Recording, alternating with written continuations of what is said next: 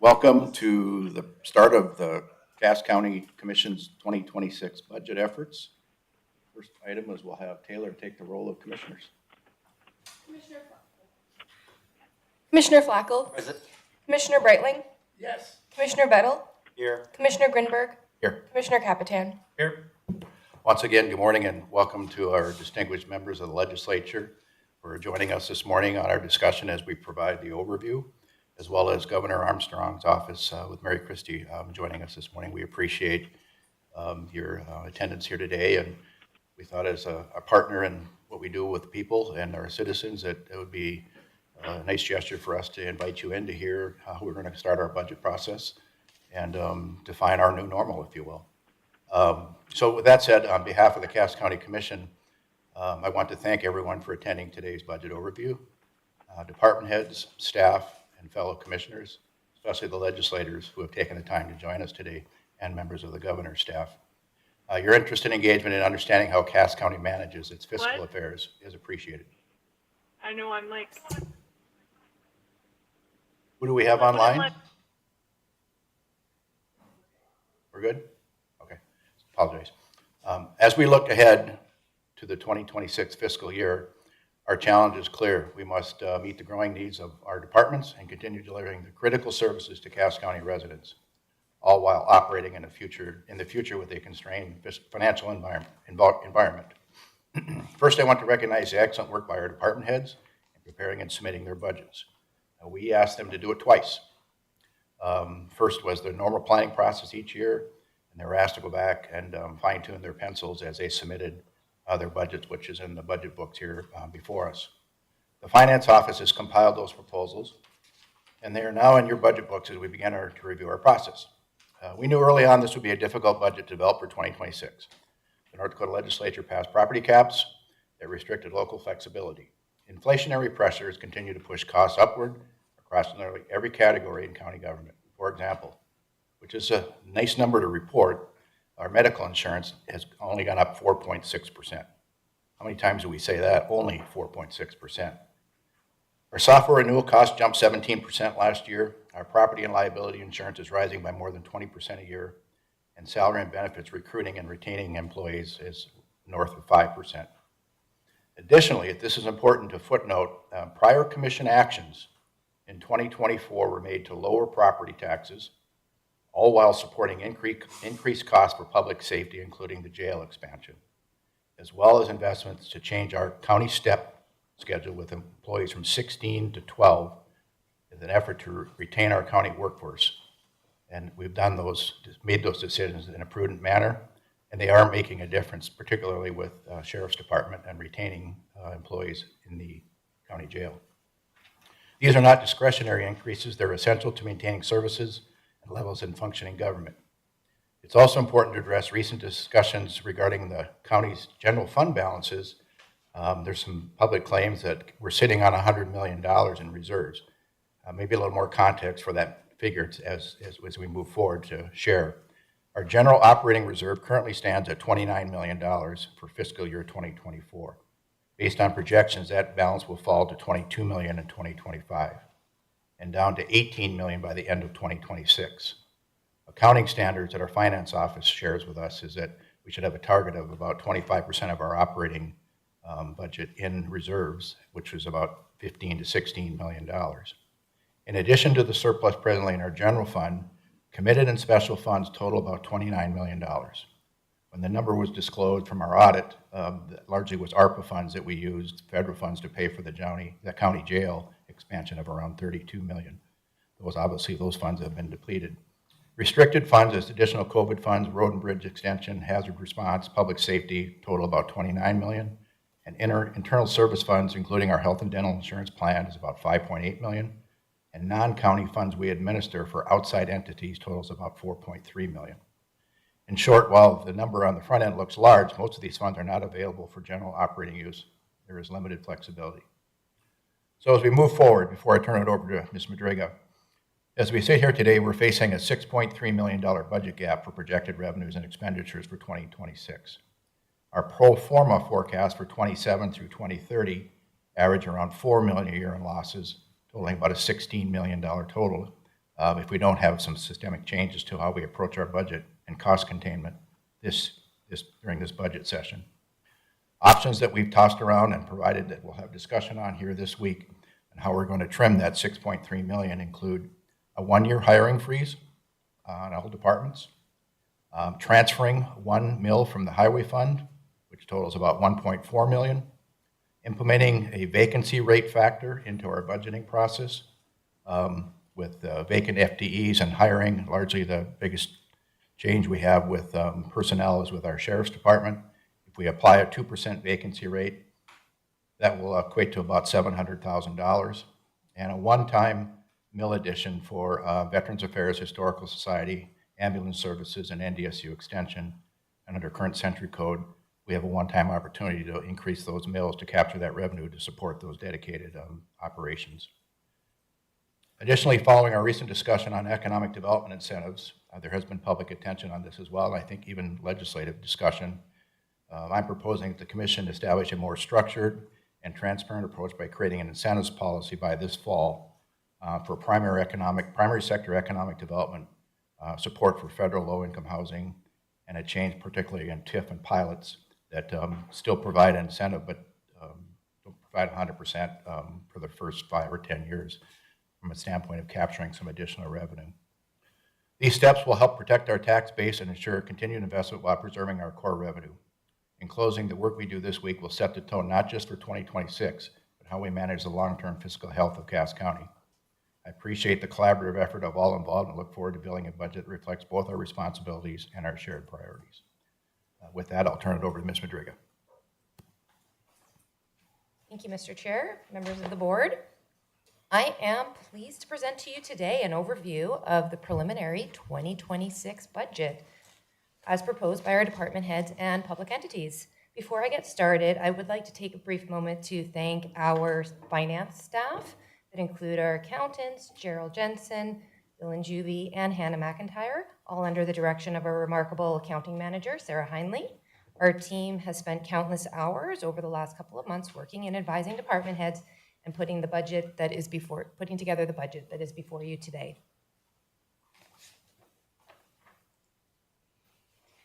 The 2026 preliminary budget hearing will run over the next 4 days, and upon completion of the preliminary budget and the proposed hearing date of Monday, September 15th, 2025, is set to be approved at the August 4th Commission meeting.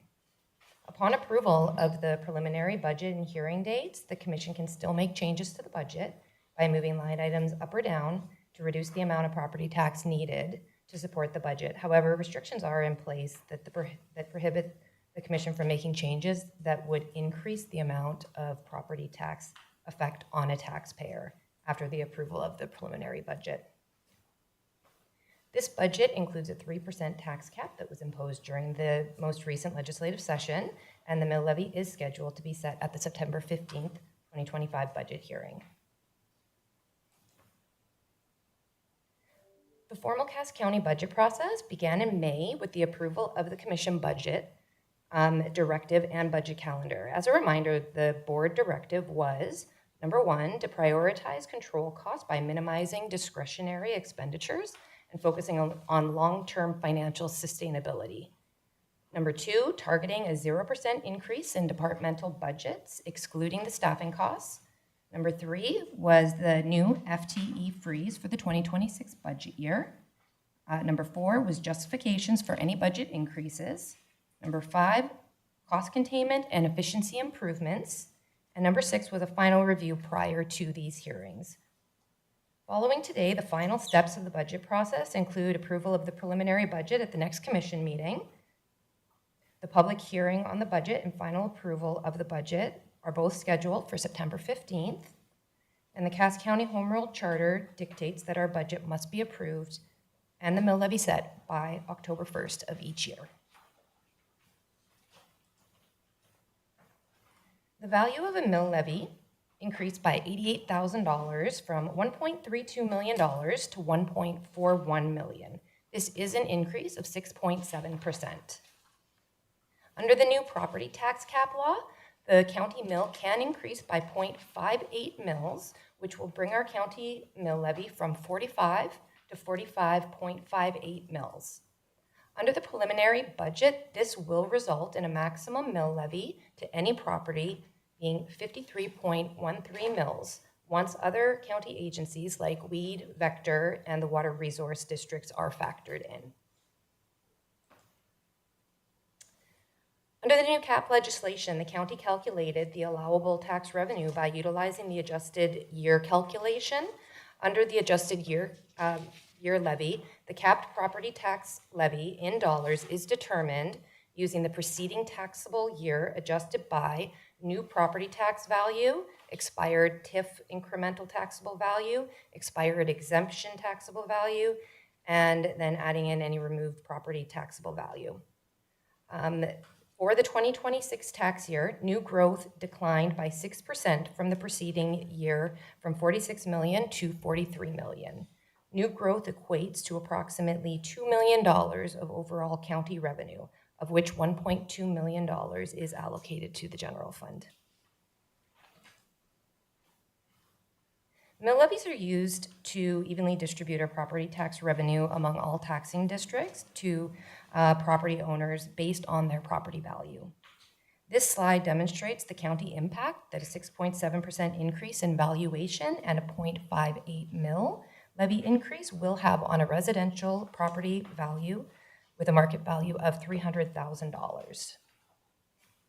A mill levy increase of 0.58 will increase a property tax bill by $7, and a 6.7% increase in property valuation will result in an increase to an owner's bill by $38, totaling a $45 increase per annum.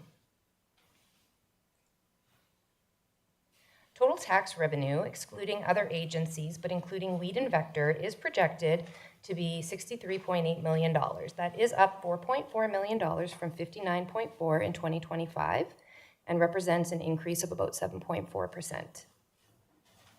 63% of property tax revenue is allocated to the general fund. This totals $40.4 million, which is up by $3 million from $37.2 million in 2025. This is an increase of 8.5%. Other county mills include the Highway Fund at 21%, capital projects at 10%, senior citizens, Vector, public safety radio, and weed control all between 1% and 2%. Cass County does have a reserve fund policy under 10.05 that states that the minimum fund balance is maintained in order to protect against cash flow shortfalls relating to timing of projects and to maintain budget stability. Both the general fund and the road and bridge fund must maintain a minimum fund balance between 17 and 25% of the subsequent year's budget expenditures and outgoing transfers. Should a fund balance fall below the minimum target, the county must replenish that deficiency using budget strategies and timeframes. The general fund comprises the majority of the operating departments within the county and represents the largest budget. 2026 budgeted revenue is $55.6 million, which is an increase of $2 million over 2025 adjusted budget, or approximately 3.84%.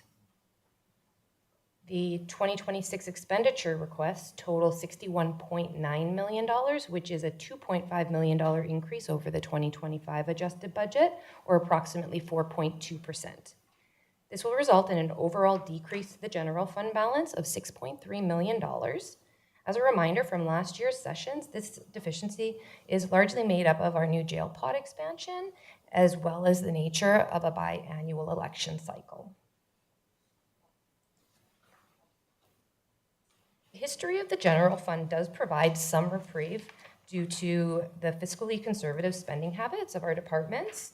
On average, the total amount of unused budget capacity is just under $4 million. Although this number does appear promising, I do caution that the impact of the new jail pod is anticipated to cost approximately $4 million a year to operate, and this value, although included in the 2025 budget, was left as a deficit to alleviate the burden from the taxpayers. After the submission of the preliminary budget and collection of the valuation figures, we've updated our general fund financial outlook up to 2030. Assumptions are on the right-hand side and show a declining deficit of approximately $4 million each year. Although the deficit does show a decline over the next 5 years, it is not sustainable and, if fully spent, will deplete the county's general fund. Therefore, it is imperative that the Commission address this potential deficit by budgeting strategies and a long-term outlook. Specific to the general fund and the 2026 budget year, I have put together some options for the Commission to address the $6.3 million gap in revenue and expenses. The first one could be implementing a vacancy management factor that helps true up the salaries and benefits budgeted. This does not have any impact to department or staffing levels. Rather, it's just to provide an offsetting factor to the salary and benefit expenses to help account for the turnover and any vacancies that are experienced throughout the year. I've estimated that a 2% vacancy management figure will adjust the expenses by about $776,000. We could add some new mills. There are 3 budgets that can have mills associated with them that the county currently absorbs throughout the general fund. These include Veterans Affairs Office, Extension Services, and the County Historical Society. Overall, by adding 1.15 mills and reallocating these budgets from the general fund to their own funds, the general fund would reduce expenses by about $1.56 million. This option does have an impact to our taxpayers by increasing their county mills by 1.15. The third option is that the Commission could reallocate a mill from the highway fund to the general fund. This would alleviate the general fund deficit by about $1.4 million. This would not impact the taxpayers. However, the offsetting impact would be for the highway department to maintain their capital project schedule, as well as maintaining their infrastructure. Fourth up, although a smaller impact, the Commission can maintain the current staffing levels. That would provide a $211,000 savings to the general fund. And lastly, we have just received our 2026 renewal rates and can reduce the current budgeted increase of 7.7% in health insurance premiums. We will have further detail in a further slide, but at minimum, the Commission can reduce the budgeted premiums to 4.6% and alleviate about $175,000 worth of pressure on the general fund. General fund revenue totals about $55.6 million and is comprised mainly of property taxes at $40.4 million. That represents 73% of our general fund revenue. Intergovernmental is the next main contributor at over $9.3 million. Of this, $8.9 million is state aid. The sheriff, jail, finance, recorder's office, as well as the assessor all contribute revenues to the general fund. The jail is mainly from prisoner boarding. The sheriff's department is mainly from contracting services, which does offset incurred expenses. And the finance office earns revenue mainly through interest and investments, and the recorder by way of recording documents, and the assessor through reassessment fees. General fund expenditures total $62 million. The sheriff and jail budget represents 56% of the expenses in the general fund, followed by the Commission budget at 11.6% and the state's attorney at 10.2%. Public safety in total remains the top priority of the county, with a combined 67% of the budget, of which amounts to $41.5 million. All other departments combined represent 21.4% of the general budget. We've provided a little impact analysis. So this slide does break down the increases in discretionary spending by department. Discretionary spending removes items that really don't fall within the department's control, like salaries and benefits. Overall, increases to discretionary spending are modest and are kind of offsetting one another. The main increase is related to the 2026 election, which is budgeted at $900,000. The other significant increases include the Sheriff's Department request for 2 new FTEs, IT's need for GIS and networking equipment, and the assessor has a new unfunded mandate to send out assessment and primary tax credit notices to property owners.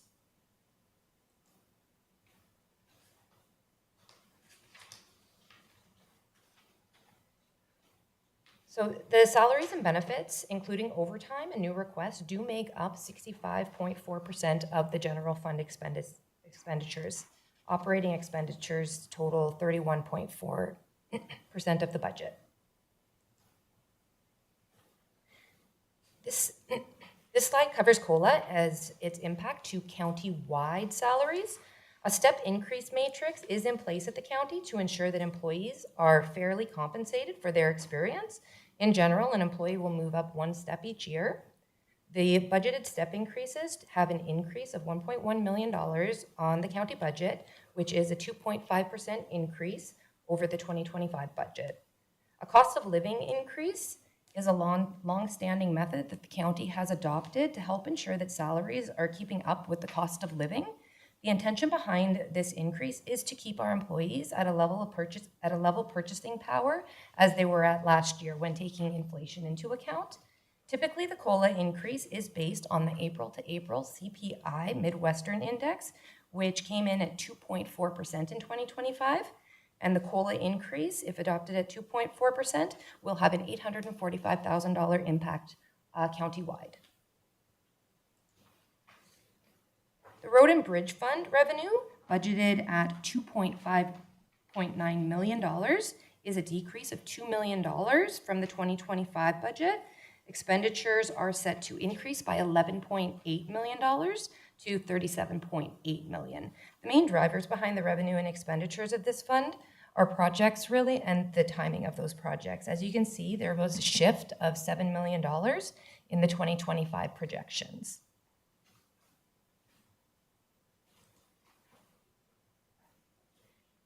The health insurance fund figures will need to be updated with the new renewal figures, but the main fund balance is still accurate.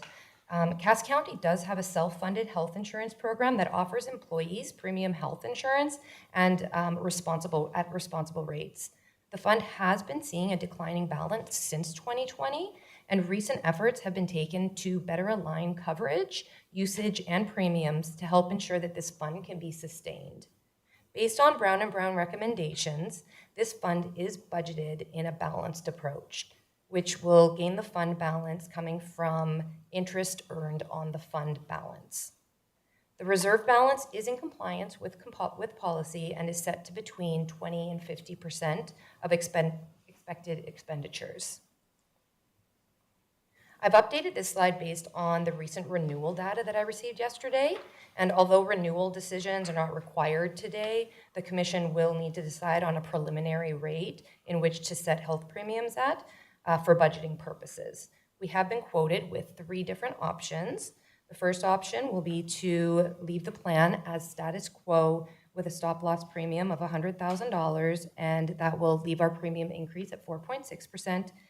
The second option will be by adjusting our stop-loss premium to $125,000, and that has 0 member impact and is Brown & Brown's recommendation, and that would leave our premium increase at 3.3%. And then the lowest increase of 2.7% increase would include a stop-loss premium of $125,000 and then another plan adjustment that they're calling net results. And that does come with some minimal member impact, so that'll be discussions that will need to happen further along in the renewal process. The Capital Projects Fund is funded by a 4.5 mil levy. The building fund is intended to provide for the construction and remodeling of the county buildings. Tax revenue is budgeted at $6 million, and interest revenue has been reduced to $300,000 due to an anticipated fund balance that is declining. The only ongoing project budgeted for this fund is comprised of the new space needs study, and this study does include the Cass County Courthouse, the Annex Building, and the Robert D. Johnson Building. The cost of the space needs plan is estimated at $10 million and is expected to span both 2025 and 2026 budget years. $4 million has been projected in the 2025 budget and $6 million placed in the 2026 budget. The 2026 closing fund balance is expected to be around $10.7 million, or $10.4 million, I suppose, updated here.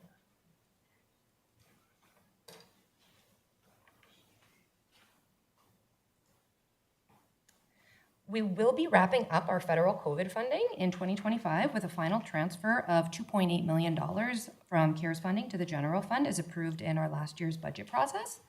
On top of the initial COVID response, these federal funds provided the county with a new jail intake, a courtroom remodel, and a $32 million jail expansion.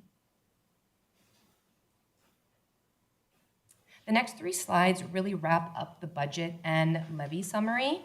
Total general and special revenue mill levy is budgeted at 41.08 mills. Total county mills are budgeted at 45.58 compared to a maximum mill levy of 75 mills. These mills are applied to all properties in the county equally.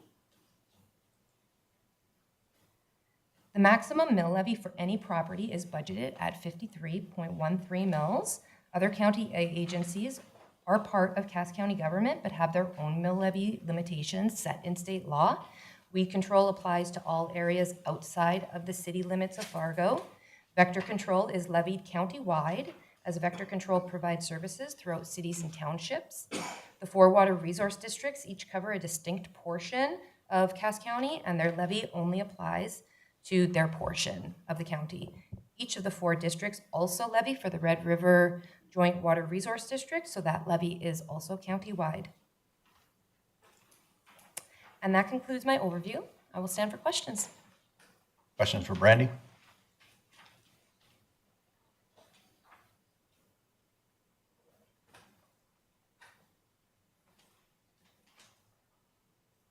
No questions? Before I move to Mr. Wilson, then, we will email our slide presentation to you if you're interested in having it. We'll email that out this afternoon so you have a copy of it. Commissioner Flacco? Mr. Chairman, and again, my thanks also for legislators and others who are here today, but one thing I think would be helpful that the legislature would look at in the future is to look at the caps that are put on for various fees. We're unlike a lot of other political subdivisions. We don't have water, we don't have sewer, we don't have all those other things. We're very significantly based on property tax. And, sometimes the comment has been, how about just charging more in fees? Well, I think 27 out of the 35 fees that we charge are capped. For example, if you want to get married, it's $30. And I'm guessing those just haven't been looked at for a long time. So just, as a thought of consideration for that as you kind of think about what you'll be doing for the next session.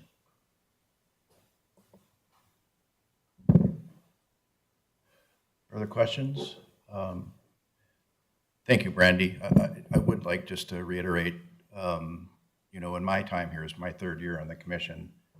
And when I joined, the fiscal management of the county was pretty well maintained and a conservative approach. I mentioned in my opening remarks that we consciously reduced 2 mills in 2024, knowing we were going to have a $3 million increase with the jail pot. It was a conscious decision we made. And then through the last year or so with a potential curtailment at the state penitentiary, scaling our new hires over 2 fiscal years. So the logic was when we reduced the mills, we would scale the hires of 40 new FTEs for the new jail pod over 2 fiscal years and manage that through growth. Well, last November, when the state penitentiary sent out a curtailment notice, we're no longer going to take prisoners 1 year and a day that are destined for the state penitentiary. We had a lot of internal discussions with the governor's office as well as the state penitentiary, and we made a conscious decision to give Sheriff Johnner the green light to go hire everybody, because our jail pod was going to be opening, and we couldn't have a logjam, if you will, of not having fully staffed based on a summer opening with that jail. So hindsight's 2020. Had we not reduced those 2 mills, we'd have the $3 million to cover that today as we open next month. It's just an important point that as we manage this, the flexibility was kind of what we were planning for, and then we had to change, right? So we get that. And the SEP schedule, I don't want to put Sheriff Johnner on the spot, but maybe I'll provide him a couple minutes to share what changing the step schedule has done for his recruiting of the largest budget in the county. Jesse, I don't know if you have any thoughts, but just maybe you can share some color on that change alone help recruiting and retention of his team.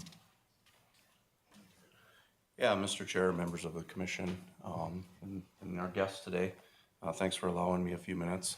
Yeah, we had a step schedule, or pay schedule, I should say, that was not competitive with the other agencies here in the metro area. Of course, as everyone knows, we've got Moorhead PD, Clay County Sheriff's Office, Fargo PD, West Fargo PD that we all compete for law enforcement officers with. We're in a unique position because we have the jail. As the sheriff, I oversee the jail, and the jail's not the easiest place to work. It can be a little difficult at times, not that regular law enforcement can, because that certainly can as well.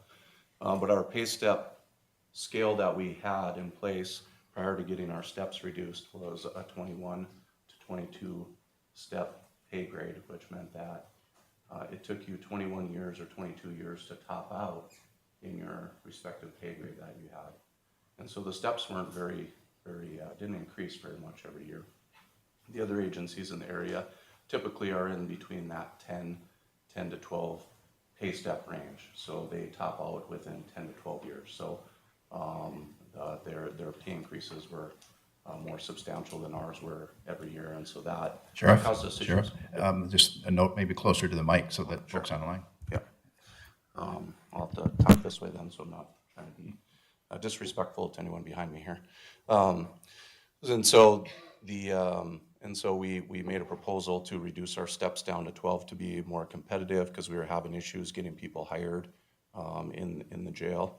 And of course that causes issues for all of public safety. If we can't staff the jail, then our officers out on the street and they're making arrests, they can't bring people in because we don't have the staff to staff it. So we're able to reduce our steps down to 12 with the partnership with our commissioners here, which we were very grateful for.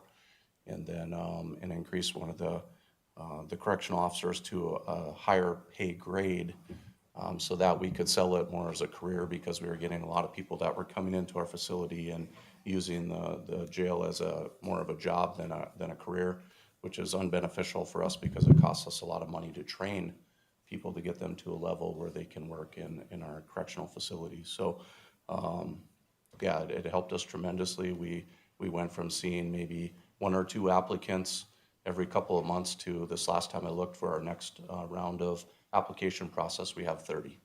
So that's been very beneficial to us. Of course, we can't provide public safety if we can't operate the jail. And so I think everyone in here understands that. But yeah, it was definitely beneficial for us. So I would take any questions if anyone has any. Commissioner Breitling? One of the items that people don't understand is that we spent federal dollars on the jail expansion project, plus other building projects, to save that money from the budget itself. But why did we need a new jail?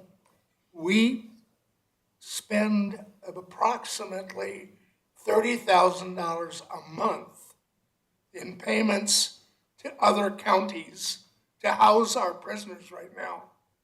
They're that surplus we have to farm out, and that goes across the state. I'm not sure the number of counties that we have agreements with, but I believe it's at least 6, if not maybe 8. That's a reason for the cost incurred in that new jail. Now, the other item of that cost is that because of state and federal regulations, we have standards that have to be met that require that cost to be enormous when compared to regular construction. So if you ask why that much money for jail, those are the reasons why. Mr. Chair, members of the commission, Commissioner Breitling, thanks for those comments. Yeah, I mean, I think even That's an excellent point, a great point that you made. And even more importantly, on top of that point would be the fact that over the last 2 years, there's been approximately 15 to 1,600 individuals that law enforcement has made contact with, were not able to be arrested and brought into our facility. Granted, those decisions are being made off of criminal histories, what that person is being arrested for, and what their threat level is to the public. Certainly, we would not release people if we understood that someone would be hurt from making that decision. But nevertheless, these are individuals that have broken the law somehow within our society. And each time that one of those individuals was not brought into our facility, that was a decision that we had to make as the sheriff's office, but more importantly, a guideline that I had given our correctional officers as the sheriff of the county on making that decision. And that, of course, it's caused me many sleepless nights over the last couple of years, because if someone gets hurt when they should have been brought into the jail, of course, I don't want that to happen. I don't want anyone to be hurt. So that's probably the main factor. But yeah, I feel that this body and our decision to use the ARPA funds was very responsible.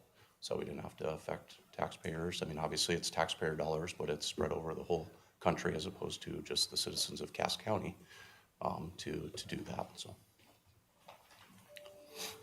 Appreciate that. Commissioner Flacco? So on the sleepless night, it's not so bad now, but one of the things that worries me long-term is, will we continue to be competitive salary and benefits-wise with the local political subdivisions who have like quarter-cent sales tax dedicated in place? And can we continue to offer wages that are resulting in careers, not just stopgap jobs? We don't want to be a bridge job at the county sheriff's office.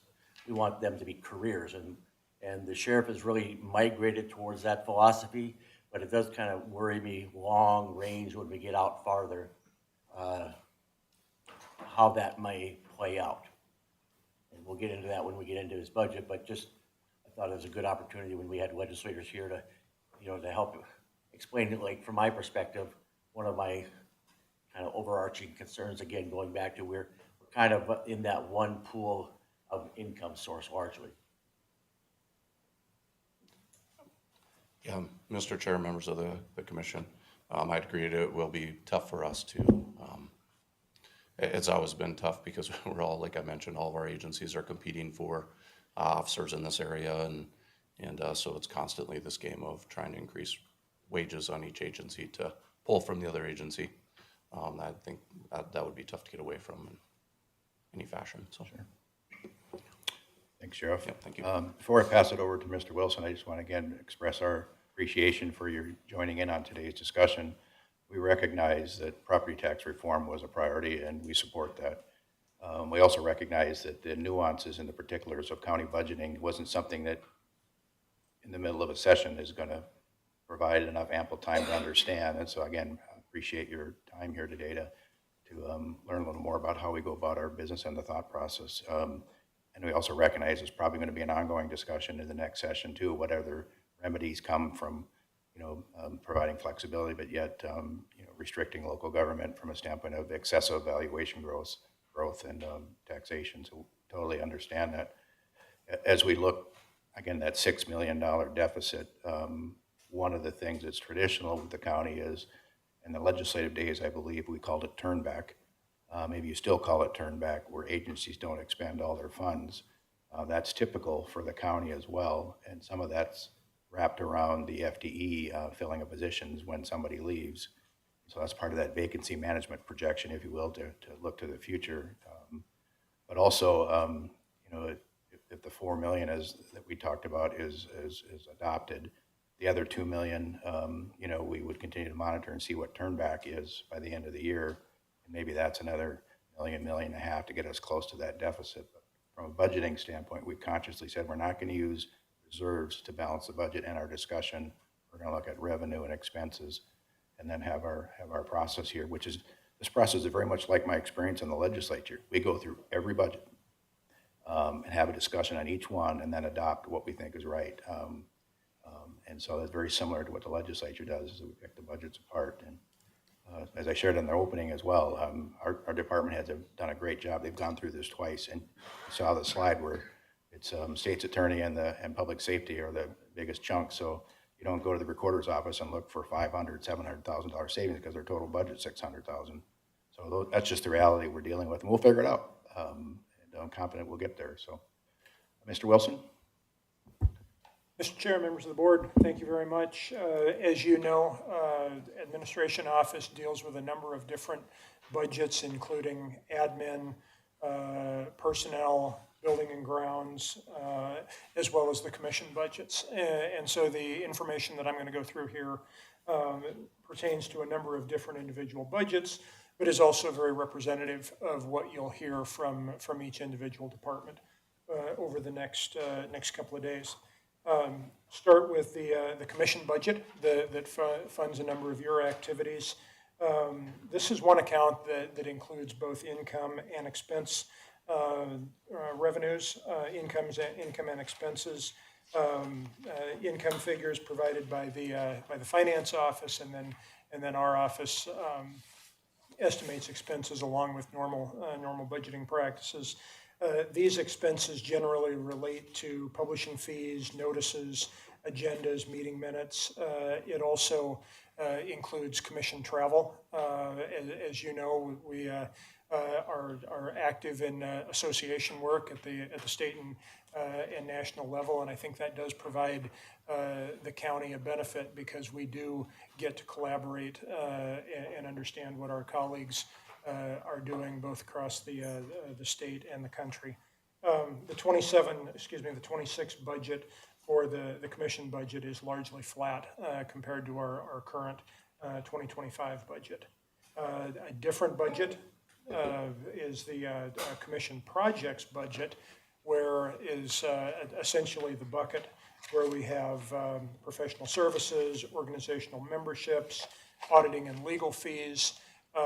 This budget again is in many ways flat, but we do have a couple of areas where we've seen some increases in auditing fees and insurance premiums in the last couple of years. We are seeing some significant increases there. A couple of items of note, potential interest in this budget is we do have in our commission policy manual that the county will update a salary survey every 3 years in an effort to remain competitive with the local labor market. That is scheduled for 2026, and we are budgeted to include that. We also have money budgeted to update the county strategic plan next year. Again, that's every 3-year update, and feel like it's just part of good management practice to continue to do that. Separate budget is the administration budget, which includes both administration, human resources, communications, as well as building and grounds, the physical maintenance of the many buildings that we maintain across the county. This budget is largely stable. You'll hear a theme of stability across the admin budgets as I move through this. Building and grounds budget, and this is when it gets out to physical expenses of buildings, or we break out by buildings, some of the expenses that cannot be broken out individually in our building and grounds as a whole fall into the general building and grounds budget.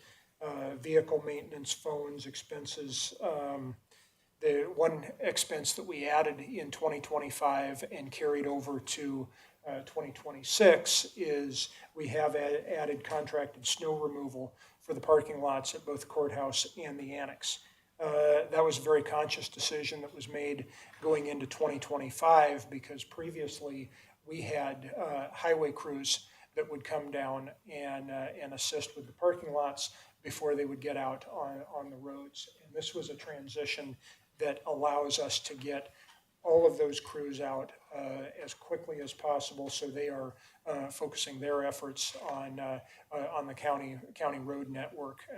And so we picked up the expense of having a contracted service there. Again, that will continue at the same rate in 2026 as it was in 2025.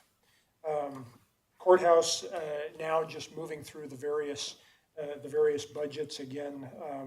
Maintaining these buildings is not cheap, and when you start looking at line items compared to a lot of the other things, sometimes the oil and gas amounts in the buildings are some of the more significant individual line items that I deal with in putting this together. Courthouse budget 26 is very similar to 25. General maintenance is essentially the same, other than individual projects. We've got a roof replacement on the courthouse, and we've got a couple of small bathroom updates that we're doing. I will say we are exceptionally fortunate to have a staff of 6 that maintains all of our buildings across the county, and that to do that with that number of employees takes an extraordinary amount of organization, but also planning to as much as possible eliminate the crises that they have to deal with and maintain them on a regular maintenance schedule that allows them to move through their work very systematically. The jail budget, we have seen, we saw a number of increases in 2025, anticipating, not knowing exactly, but anticipating that the new pod would come online somewhere around June 1st. Ultimately, it's going to be a little bit closer to August 1st. So we've got a few increases there because again, gas and electric, we have some additional square footage that we will be responsible for, and we want to make sure that we are appropriately budgeted for that. But that budget again is I'd say similar to last year. We do have some parking lot and driveway repairs that are budgeted for, just to follow up on construction traffic. Law enforcement center, very similar, reduction of about $80,000 in general maintenance on that building, again, particularly because we had projects scheduled for 2025 that will not need to be repeated in 26. Similar story in Annex, and then in our newly acquired Robert D. Johnson building.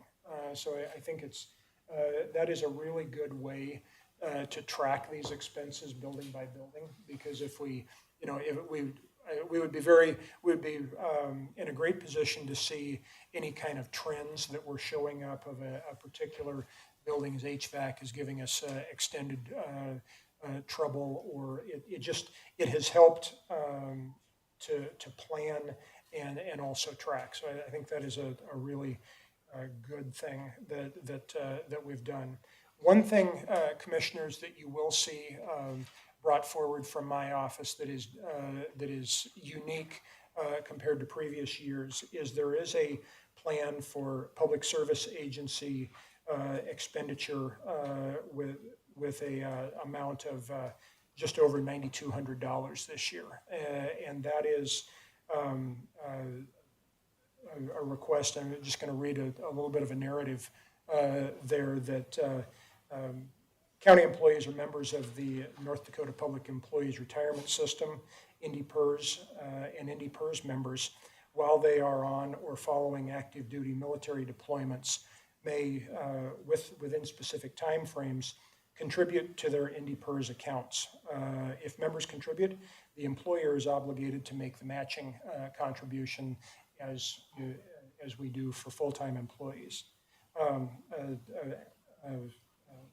A county employee deployed to active duty service in 2011, 2012, 2017, and 2023 In early '24, this employee contacted Human Resources, claiming that they were owed active duty Indy PERS county contributions for 3 of the deployments because at the time they were not informed of the benefits as required. This was something that we looked into quite extensively. It was both the State's Attorney's Office, Human Resources Office, Finance Office, and the commission voted in April of last year to deny that request. That request was appealed to the Department of Labor. An investigator with Department of Labor held a hearing on this, and that matter, that hearing determined that the county did owe the employee for county Indy PERS contributions for 1 of the 3 previously denied deployments. That payment has now been completed. Hearing officer also determined the county did not owe the employee county Indy PERS contributions for the other 2 deployments. We do have a budget item in this budget in the amount of $9,252.80 for the commission's consideration, and that amount represents the county's portion of the employer's other 2 Indy PERS contributions that were previously denied. So that is something for your consideration in this budget, one uniqueness from previous admin budgets you've seen. Otherwise, I would call it a pretty standard group of admin budgets for your consideration this year. Questions for Mr. Wilson?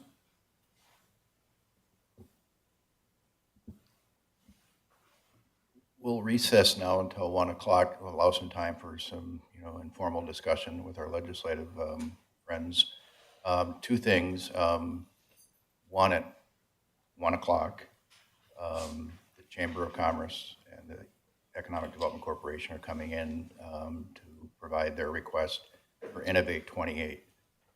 Cass County seeded the idea to the Economic Development Office and the Chamber to come together in a more collaborative fashion 2 years ago to come up with a strategic plan for growth and engage the private sector to a higher level that has not been present for 20 years in our community. To give you a sense, back in the late 90s, early 2000s, there were 225 businesses that contributed to a growth strategy for Cass County and the economic development. That number last year was 120 companies. So we challenged them to come up with a plan that also engage the private sector, and the county would be a partner in that. This will be the 2nd year of that request, and I expect a number of business leaders as well as the leadership of Chamber and the EDC to be here at 1 o'clock. So if your schedule allows, you might find that interesting, because I've always believed that growth matters. And you heard Ms. Madriga's point about how the valuation has dropped. So that collection from that tax base is less for next year than because of a blip in our growth strategy. So growth is going to be equally more important as we move forward in our investment. And we've been very clear that that has to produce return on investment for public dollars to help grow the economy with their leadership. So you might find that interesting. The second, throw that out, just interested in your thoughts. I believe I've heard a number that of the current legislators in Cass County, 33 members, 7, if the number's right, are eligible to be in the legislature during the 2029 legislative session because of term limits. That's prompted our thoughts a little bit. We'll have a discussion here. Should Cass County be engaging a government affairs lead for our voice as the state's largest county in the upcoming 27 and 29 legislative session as an added element, if you will, to provide information and work with you as you go about your business. So I throw that out there because that's a discussion we're going to have, and the whole term limits thing, to me, warrants a legitimate discussion to have another voice alongside our voice with the association. So I throw that out, be interested in your feedback or thoughts on that as we go through our week here. But with that, we'll stand in recess till 1 o'clock.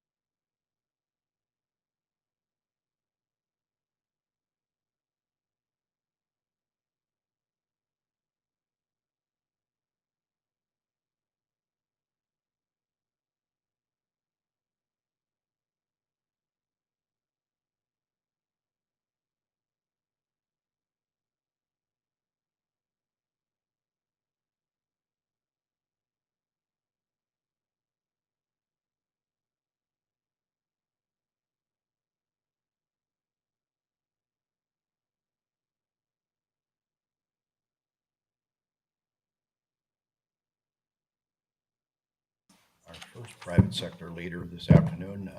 Maybe just share a little context from our 11:30 meeting. We had 10, 11 legislators and a member from Governor Armstrong's office, Mary Christie's here, participating and listening in on our budget overview, the high-level budget forecast, if you will, as we start our week's work here. And I think that was a very important gesture on their part to take the time to be with us, so they learn a little more about some of the approaches that we use in the past fiscal conservative approach Cass County has constantly delivered for the taxpayers. I think everybody recognizes as well, we're in a different environment now with expectations around property taxes, property tax reform, property tax caps, what that means for local government. And so it was a good dialogue, at least for us to share our challenges. A common word, I think, that keeps coming to mind for me in particular is the word growth. For our private sector members and our leadership of our chamber and our EDC, you know, with being humble as 5 commissioners, it was the county that led this, instilled and motivated, if you will, this collaborative approach called Innovate 28. As I shared earlier with the group of legislators, how things have changed over the years from a private sector perspective, of fewer private sector investors in economic development. And as we went about our work with partnering on Innovate 28, increasing the level of private sector did resonate with a number of the legislators, as well as this whole, I'll call it I won't call it a coincidence, but as we sit here today about looking to the future with our 2026 budget and 2027 through 2030, having a year behind us with Innovate 28 and really having high expectations around growth is ever more apparent now than it was when we started this journey. And so I want to reflect that, the change in behaviors, the acceptance, the willingness to work together. We've come a long ways over the last 2 years. So to give you a sense of scale of what the new normal for us is, that we're starting to define that, we're starting today the 2026 budget process with a $6.3 million deficit. When we look to 2027 and through 2030, we also have projected, just based on some assumptions with pro forma forecasting, $4 million deficit in 27, 28, 29, and 30. So to give you a sense of that challenge, we have some ideas how to go about that challenge. But as we have commission discussion and questions in the presentation today, please don't forget about the whole notion of growth and what it means to us as we make decisions to partner with you. So I just wanted to have that kind of an open context, and we're so appreciative that a number of legislators sat in on the first overview session for us to set the stage and move forward this week. Do thank everyone for a little bit of flexibility. We've had to be flexible ourselves. There's been a series of moving meetings between the U.S. Army Corps and the celebration at the new gates. That's now been postponed into August, so we just scheduled things over 4 days. So we're not going to take any action today on this request, but as we move through the week, we'll start to take action on the bigger items as we see this budget picture come together. So with that, Paul?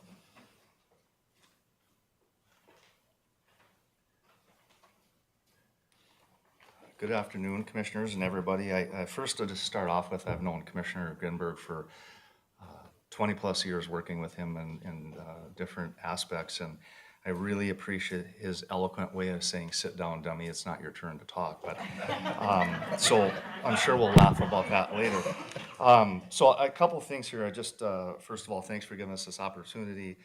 Just a couple things I'm going to talk about here this afternoon is why Innovate 28 is important to us and why Cass County Electric invested into it.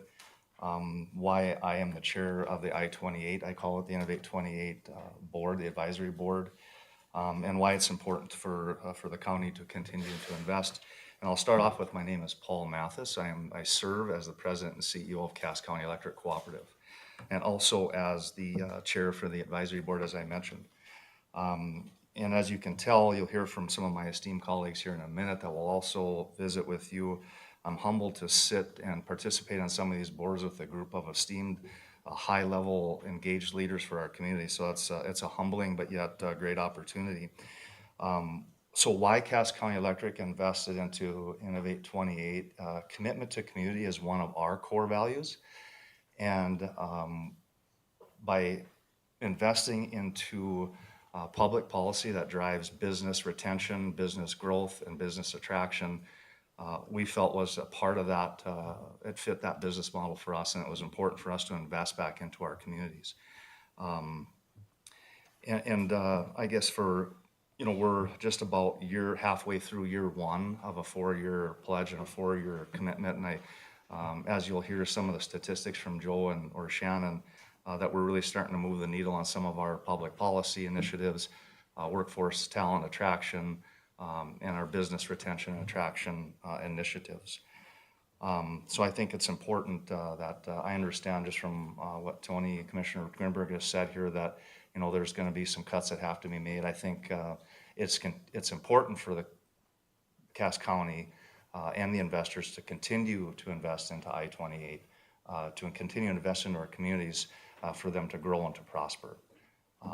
That's all I have for you, Commissioner. Super. Any questions for me? Questions for Mr. Mathis? Thank you, sir. Thank you. Paul and I always trade notes every morning. The lights are on.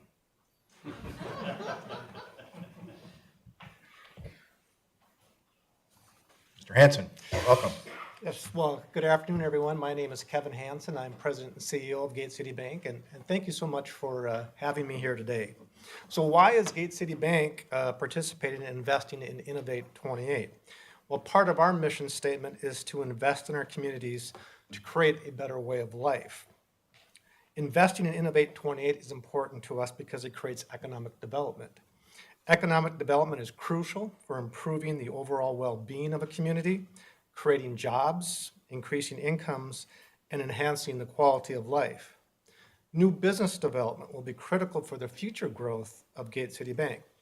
As an example, the bank currently services around 5,500 home loans for over $1.1 billion in Cass County alone.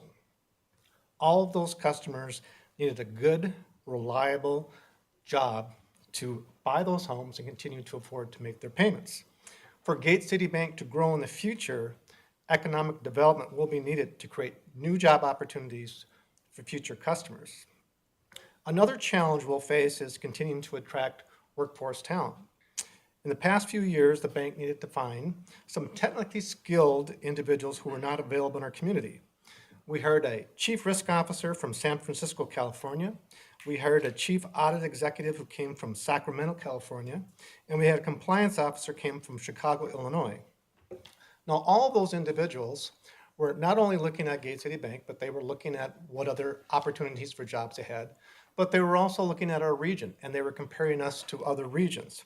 They chose to come here because of the quality of education for their children, the job opportunities for their spouses, the medical healthcare facilities, arts and entertainment options, the overall quality of life that this region provides. So in order to maintain and continue to grow our community, to compete with other regions, we need to continue to invest in economic development. Gate City Bank is also committed to investing in our communities. I'll give you a couple of examples of what we've done.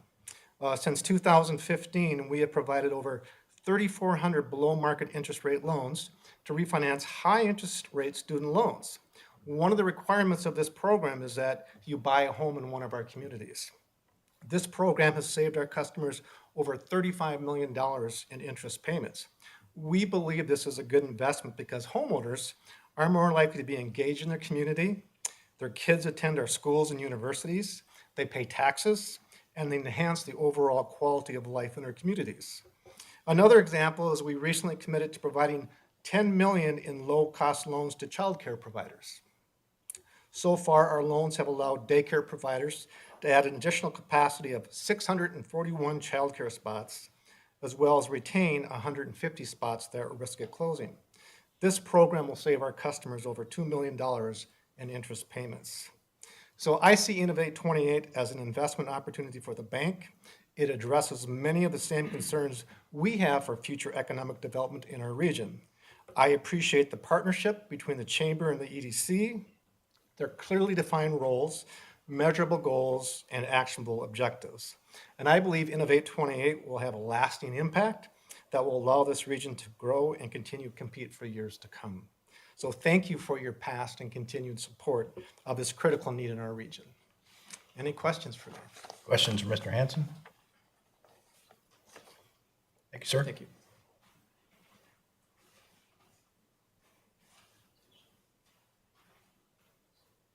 Here's the gentleman that helps Paul and I keep the lights on. There you go. That's the plan. That's the plan. Thanks for your time, Commissioners. For those I don't know, I'm Jason Seeger. I serve as President and CEO at Border States here in town. I also serve on the EDC board and as part of the advisory board for I-28, Innovate 28 as well. Border States is a sponsor of Innovate 28, and there's really two primary reasons. The first you mentioned, which is simply growth. It's good for our business, certainly, if we're growing in the area. More importantly, try to find a community that is flourishing without growth. It's pretty tough. Communities flourish when growth is present. Growth drives progression. And so the main reason for us around that growth is a community that flourishes. And I think we've got a unique backbone here, I think, in this area, why companies want to be here. You think about pro-business climate, ecosystem of innovation, of creativity, solid work ethic. Frankly, we just get stuff done around here. And I think this is a time where companies are looking for that kind of place to land their business. So we've got a moment, I think, right now, and let's not let the moment pass us by. A moment where companies are looking for a place to invest. I think fueling Innovate 28 is a way for us to make sure we capitalize on the moment and find a way to erase deficits with growth, would be the expectation and the idea. Second reason for us is workforce. We've got 2 locations in town. We're working on constructing our third with our distribution center. One of those locations for us in town is our branch support center, our corporate office. So we're a multi-billion-dollar business, and the backbone, the central offices here in Fargo, really support the ability for us to expand that business and grow that business. I will tell you the last 5 years have been very difficult to find the workforce and the talent we need locally to continue that growth. We intend to double and triple that business over the next 5 to 10 years, and we need more access, more pipeline of talent here in this area to drive that kind of growth that we expect to have, and which again, puts bodies and jobs right back into this community. So economic growth, workforce, really key for us, why we're excited about Innovate 28. Last thing I would say is, for me, Innovate 28 is a bit like a 3-legged stool, if I can use an analogy for a second. Innovate 28 is kind of the platform that stool. There's 3 things that hold that up, and without any one of them, I think it is less impactful. The first is private sector investment and a growth in that private sector investment, which we're seeing right now, and we have a chance to continue to accelerate that growth as well. The second is EDC and the Chamber coming together in a very aligned way. Their alignment, their connection we're trying to accomplish is critical for success. And the third is public sector funding. Those 3 together create, I think, a special ingredient for driving this kind of growth and workforce development and enhancement. Without any one of those, I think we have a different situation and a less impactful program. So appreciate your support in the past and continued support going forward. Happy to answer any questions that you might have for me or from a Border States perspective. Commissioner Flacco? Mr. Chairman, and I guess I could ask this to, other people too, but you're at the podium now, Yeah. and you're an energy guy. How well suited are we in the county or the area to host meaningful sites for AI? Like if you look at like Applied Digital in Dickey County, $5 billion worth of facilities. Are we well positioned in that regard? And should that be, or is that a focus point in terms of the portfolio of things we should kind of be looking towards? Position in terms of infrastructure, talent, all the above? Yeah, you mentioned a really Yeah. good list, so that's why Yeah. you kind of prompted me to say, okay, what's important, and how does that mesh with what they're looking for? I mean, I know they're looking for people, bodies, and low cost energy. Number 1, Yeah. 2, and cold. Yeah. We got cold. I'll give you a really candid response from my perspective, and others in the room might go, oh, I've got a different take on that. I think we continue to be kind of on the edge of that. I think we've got a lot of opportunity, a lot of resources, We've got land. I think we're doing a lot of good work within the EDC to make sure we're ready. We're out there. We're talking to the right people. I think we have work to do. And part of Innovate 28 is doing that work to make sure the policy is aligned, making sure we're building more pipelines to get talent here. You know, Kevin mentioned, we've had to go elsewhere to get talent. I want to make sure we have more of a pipeline for talent here. And I think the EDC is doing the right work from a business development standpoint to make sure we have the infrastructure in place to do exactly what you're describing. But I think the backbone here is second to none. I really do believe that. And I think this is Jason's view, being out there kind of as a national business. Companies are hungry for a place where they can find kind of the right ingredients to go grow their business. We've got an awful lot of that here. Thank you for the question. Mr. Capitan? You mentioned alignment. You know, this, I use the word behavioral change with two organizations that brought us to where we're at today as we go forward. I'm going to ask Joe and Shannon the same question. Is Innovate 28 purely a funding mechanism, or is it truly alignment of partnership and shared values? Great question. If it was simply a funding mechanism for us, it would weaken one of those three legs of that stool. The fact that I'm seeing tangible alignment between two organizations working together, it creates synergy that creates momentum. Momentum creates results. So to me, I'm seeing tangible alignment, which is an important aspect of the Innovate 28 program, in addition to the funding aspect. Thank you. Other questions? Thank you. Who's next? Levi. Drum roll.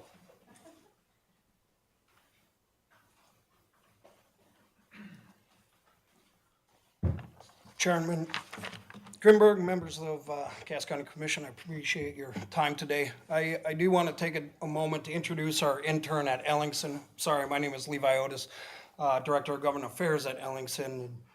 John back here is an intern. He was a Davies High School grad. He goes to NDSU, and his dad actually works in the business as a colleague of ours, and we've had him with us. But I brought him here today because that's exactly why we are here.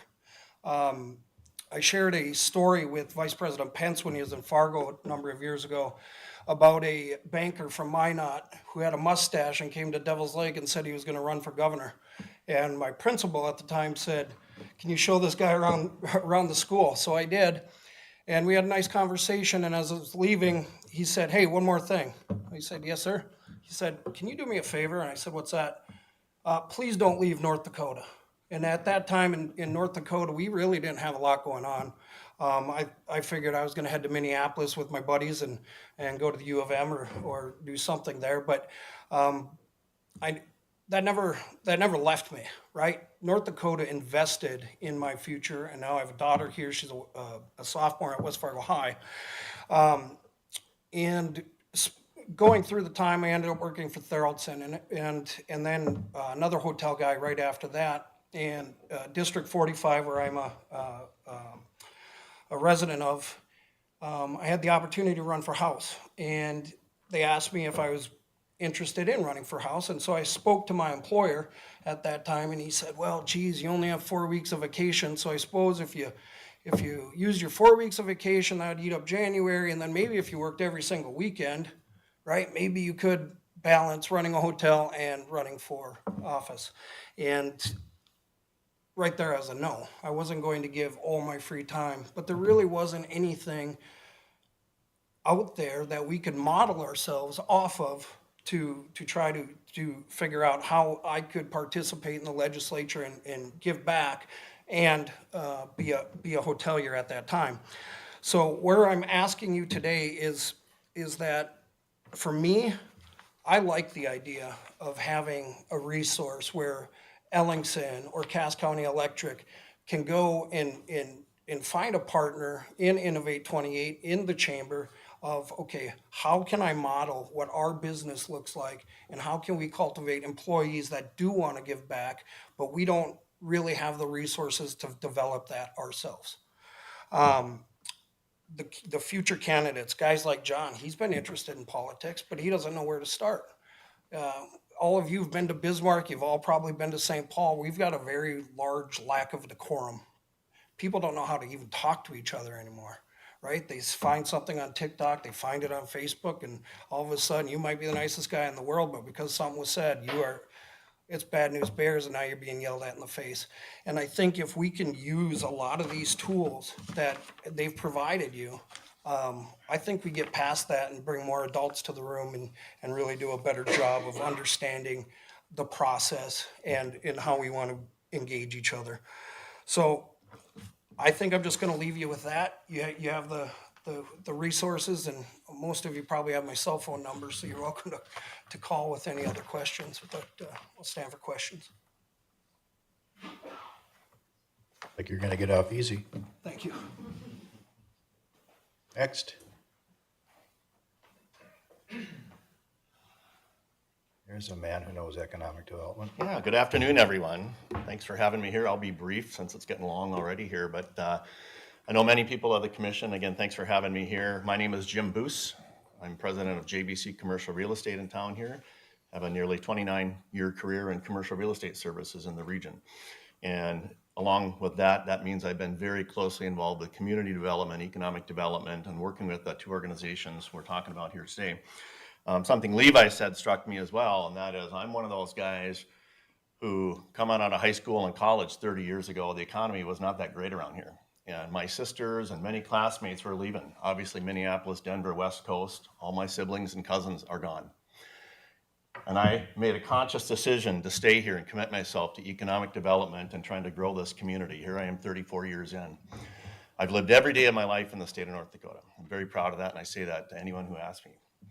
So I'm a big supporter of Innovate 28, like many that have spoken. I've been on the planning and now the advisory board. I'm a longtime board member of Greater Fargo-Moorhead Economic Development. I was Media Pass board chair last year. And some of my other activities over the years have been involved serving on NDSU Research and Technology Park Board, serving for 26 years on the City of Fargo's Economic Development Incentives Committee and Finance Committee. So I've been around a lot, I've seen a lot, and I think I've really been in the trenches with this. And that goes to my support where we're at today. I appreciate various members of the room and the commission that have pushed the organizations in this direction. My business has doubled down on our investment, our private sector investment, to try to indicate our support for this organization and my willingness to volunteer as an ongoing advisory board member. So with that, I just want to hopefully thank you in advance for your continuing support of this organization, this new Innovate 28 venture. And I'd be happy to answer any questions now or afterwards. Questions for Mr. Boos? Commissioner Flacco? Mr. Chairman, Jim, you and your wife have been extremely strong supporters of higher education. How can Innovate 28 and higher education best mesh in order to produce the number and type of workers we need to have?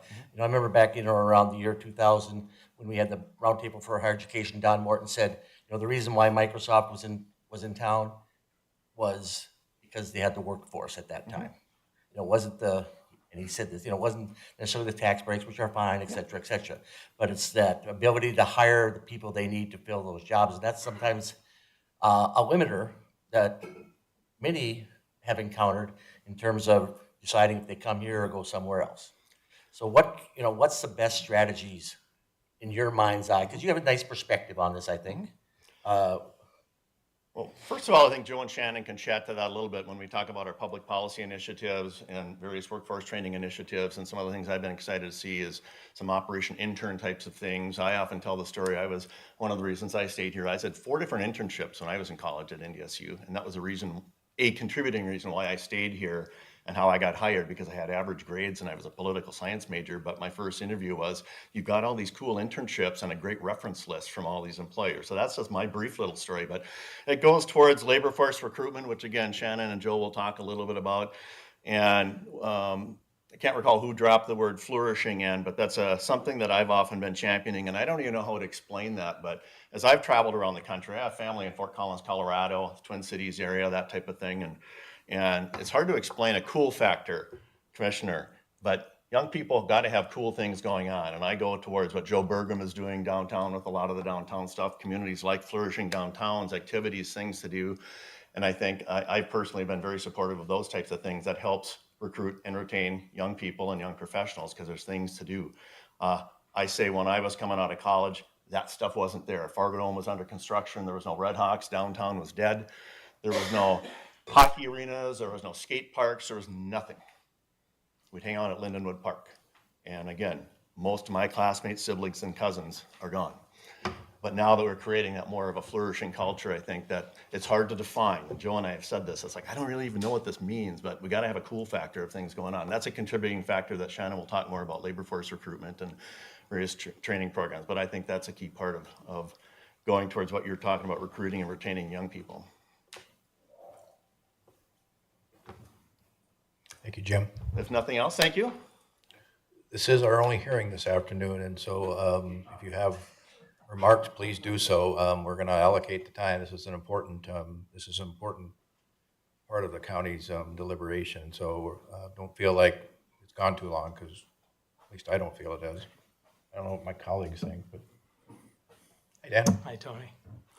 My name is Dan Cattermas, president of True North Steel.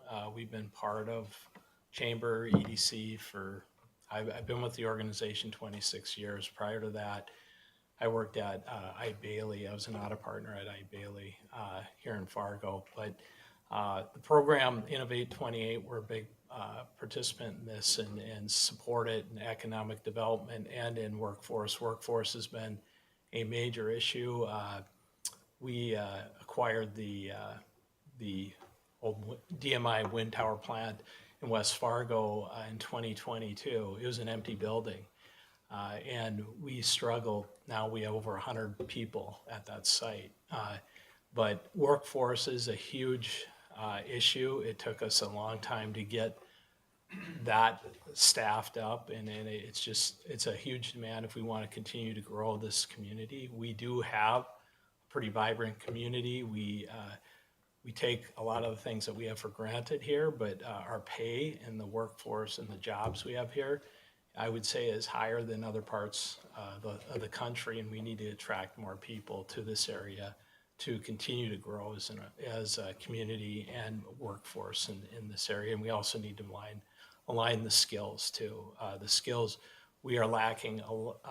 There's a strong demand for a lot of the trade skills in this area, and we just need to continue to have focus if we're going to continue to grow this community and the workforce in this area. So I just want to say that we've been fully behind it. It's critical to attract more people here to Fargo, and so our organization, I started with True North Steel in 1999. At that time, we had about 180 people, and we were about a $30 million organization. Today, we have four companies.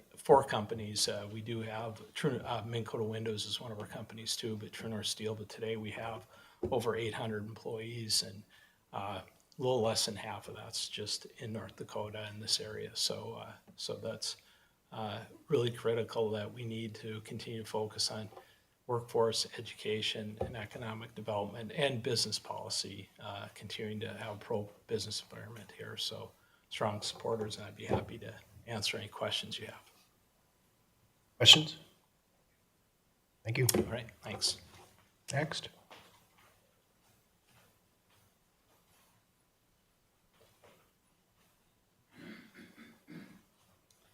Good afternoon. I'm Tammy Norgard. I'm an attorney with the Vogel Law Firm. I probably a year ago was the chair of the Fargo-Moorhead West Fargo Chamber.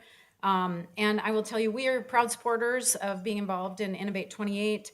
I've been very involved in even getting Innovate 28 off the ground, have met with Commissioner Grinberg on that a number of times. I'll tell you what I appreciate a lot about what the Chamber is doing and what we're being allowed to expand upon is the public policy element. It's been a big part of my career as an attorney, going to Bismarck, being involved in legislative initiatives, and just the advocacy that we can bring to Bismarck for our region. And one of the things that the Chamber does is we support having like a Chamber Day at the Capitol, and we go out and have meetings with a number of the legislators, governor's office, agency heads, and like Secretary of Commerce, talking about where we need funding, what we see as opportunities, and how can we work together in order to bring more workforce funding to our region, for example. Something else that we've done is, and I credit Shannon Full with this, she initiated an east-west tour. And so a couple years ago, and I think Commissioner Grimberg went on the inaugural tour with us, and we took a trip to Bismarck and stayed in Bismarck. We went on to Watford City after that. And we met with the business leaders and the legislators in those communities, telling them, asking them, what are your needs? What do you see as your impediments to success in your region? Because there had been such an east-west divide on some issues that we experienced at the legislature the session before. We wanted to bridge the gap and really be able to become more of a team, because what's causing problems for them is oftentimes causing problems for us. And rather to view us as antagonistic, we want to come forward together to the legislature. We made great progress on that trip. We did a trip last year where we went to Minot and met with legislators, business people, chamber people, and then we went on to Williston. And I'll tell you, I think it was really impactful. Brad Beckedahl is appropriations chair for the Senate. He's in a meeting with us, a number of legislators, and we got up one after another and said, okay, so I do a lot of work. I help create Western Area Water Supply. I'm bringing expansion to the Williston Water Treatment Plant. We're providing water for fracking in that community. More Engineering was there. They're working with Western Area Water Supply. Advanced Engineering was there. They're working with Western Area Water Supply, a number of other oil companies in the region. Sanford, Tiffany Lawrence was there, stepped up and said, we're building a new clinic here in Williston. And I think the light bulbs kind of went on there like, wow, because what benefits Williston benefits a lot of us. And so we were really trying to bridge that gap to say, let's approach problems collectively together, and we can make more together than we are separate. And I think it's been very successful statewide. This year, our plan is to go to Dickinson in August, on I think August 26th and 27th, and then we're going on to Medora. And so same thing, same plan, just to continue these relationships. And just as an example of how successful that's been, we had a significant legislative leader that called Shannon and said, hey, I have an issue that I want to bring to the legislature, and I want you to be on board with it, and I want you to help us out with it. Basically saying, I want to get you on our team, because we're being recognized as being successful and as being kind of a game changer when it comes to bringing public policy to the legislature. And I think that helps us not only benefit our region here, but it also makes us a role model for successful, say, workforce development within the state. If we can put something together that works for our region and to attract people to the state, I think that it's going to benefit the state in its entirety. And I'm hoping that by using the additional money through Innovate 28, we can continue that dialogue, we continue these efforts, and we really are making a difference. And so I do want to thank you so much for your willingness to invest. I think we are going to see significant changes in the community because of it, and you're seeing a lot of private partners step up for that. So thank you for your time. Thank you for your investment. Questions? Thank you for your leadership as well, instrumental in moving this forward. I got an ailment in my back, do you know where? Good afternoon, Commissioners. My name is Tiffany Lawrence, and I am the President and CEO of Sanford Health. And I'm honored to be here in discussing Innovate 28. I was honored also to be the co-chair with Mr. Jeffrey Volk, and just a tremendous opportunity to gain insight into the community, the culture, and the need, and what we heard as we went out and shared the Innovate 28 plan. I'm excited to kind of share Sanford Health's perspective on this partnership. Innovate 28 really exemplifies the strength and the potential of the partnership, private, public, and these two organizations coming together. The partnership is strengthening our community voice that I think you've heard. I think Tammy said it well. Coming together and building a future-ready community that attracts talent, fosters entrepreneurship, and enhances the quality of life for all residents. I'm not sure how many of you know what our overall vision is for Sanford Health, but it's become the premier rural health system in the United States. But I'm not sure many of you know what our Fargo region driving strategy is. We're committed to providing personalized, world-class primary, tertiary, and advancing quaternary services to this region and patients we serve in this region and across the state of North Dakota. We don't want patients to have to travel 800 miles to receive their care. But what does that mean? We have over 7,000 plus employees just in this metro alone, 10,000 plus employees in this market and in this region. We need workforce. We need workforce to do that. We need talent to attract, to provide those services for our community partners, for our industries that are bringing world-class talent to this area. We need to have a healthcare system that supports that. Cass County's leadership, investment, and commitment have been instrumental in launching Innovate 28 and the catalyst to bringing all these private investors and the EDC and the chamber together. The momentum we built is just the beginning. The sustained investment is going to be needed to see this forward, see this to the future, see where we need to go. It's not just a vision.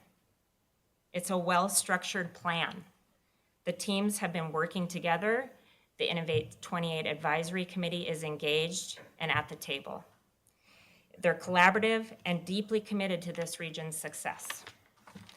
So with clear goals, continued commitment, and strong governance, which is in play, we are confident the initiative's ability to deliver meaningful and measurable results.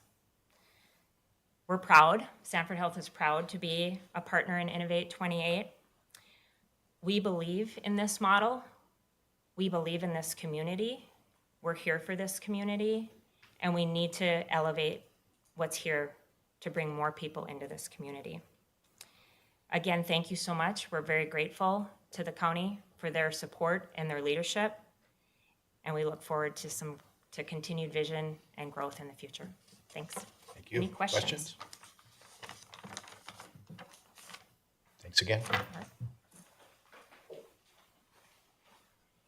like we're getting ready for prime time. See, Chad was jumping up and down in his chair back there. Chad, you have last minute? He's our official cheerleader.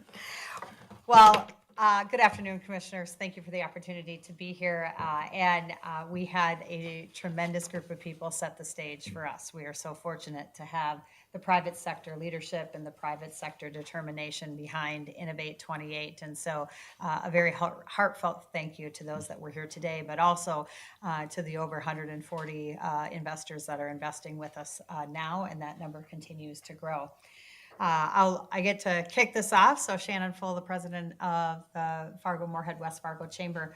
I'll start maybe just with a little story. I came to this region almost 5 years ago because of great opportunity and great potential. A region that was growing and had a lot of foresight. As I got here, a couple things. I came out of the Minneapolis marketplace where just in the Minneapolis marketplace alone, there were 29 local chambers of commerce. Nobody worked well together. Partnership wasn't something that was done, but rather much more fragmentation. What we find here in our community is a mindset and a strategy that true collaboration is embraced here. And we are very fortunate. It is one of the differentiators of our region, and it is one thing that will position us very well for growth as we move forward. And so I'll start by saying thank you to the county for your tremendous foresight and leadership. Leadership is defined by the ability to take an idea and make it into reality, and that is what Innovate 28 has come to be a reality, and much of it is because of your leadership. So thank you for that. You've been a catalyst for our collaboration and a catalyst for us to leverage relationships and resources to an even greater extent. So we are very excited to talk to you today about Innovate 28. As many have referenced, this is about 2 years in the works of planning, probably way before that if we even talk about the work of working together. But the plan came together with an official launch in January of this year. Innovate 28 is really focused on 3 major areas. I thought when Jason talked about the 3-legged stool, he was going to talk about the 3 areas, but no, he was talking about the 3 ways in which it serves the community. But we really, for the sake of this presentation, will be focusing on workforce, on public policy, on business development, and then we'll wrap it all into the funding of this initiative and the continuation and the importance of that as we go forward. So as we start into the presentation, I'll talk a little bit, set the stage a little bit on the workforce component of this. So when we first set up the goal and identified these 3 impact areas, it wasn't very difficult to identify them. It was what we had heard from companies over and over again about work that we already were doing really, really well, but also work that needed to be done in the future in order for us to increase our competitiveness. And so in the workforce component of this, we share, the EDC and the Chamber, share the load on the workforce. The workforce is a tremendous challenge for this region. It's a tremendous challenge for our 2 states, and it's a tremendous challenge across the country. And so to divide and conquer and to truly identify clarity of roles and alignment of those has been a really important piece, and what has actually been really rewarding to see that work come to fruition. And so when we get into workforce, we'll talk about attraction, which is a really critical, important part of the work that the EDC leads, and then the retention, the development, the acclimation side of that work that the Chamber is leading. And so as we lead into workforce, I'll have Joe will kick us off and get us going in that regard. But it is I still will tell you, every single company, every conversation I have has something to do with workforce still. And so it's also a major initiative that we worked with at Public Policy, which I'll get into in just a little bit. So. Great, thanks, Shannon. And just a little introduction from me before we jump into that. Joe Raso, Greater Fargo-Moorhead EDC. It was 7 years ago this week that I got to stand up in front of the commission, being very new to the community and talking about the EDC's future, the direction we were going, the investments that you've been making for quite some time in the core work that we've been doing, and the evolution to Innovate 28. Things move fast. In fact, right now as I'm speaking, there's a conversation happening over at the City of Fargo where we're giving an update on an incentive tracking program that we help to build for local governments, starting with the City of Fargo. 24 projects we've tracked over the last 7 years. And I think it's important to note this is a new way of doing things, but this isn't new, as your investments have proven out. Of those 24 projects, there was a commitment of 2,200 jobs by these companies, and to date, there's been over 3,150 jobs created for that investment. There was an expectation of wages of about $57,000.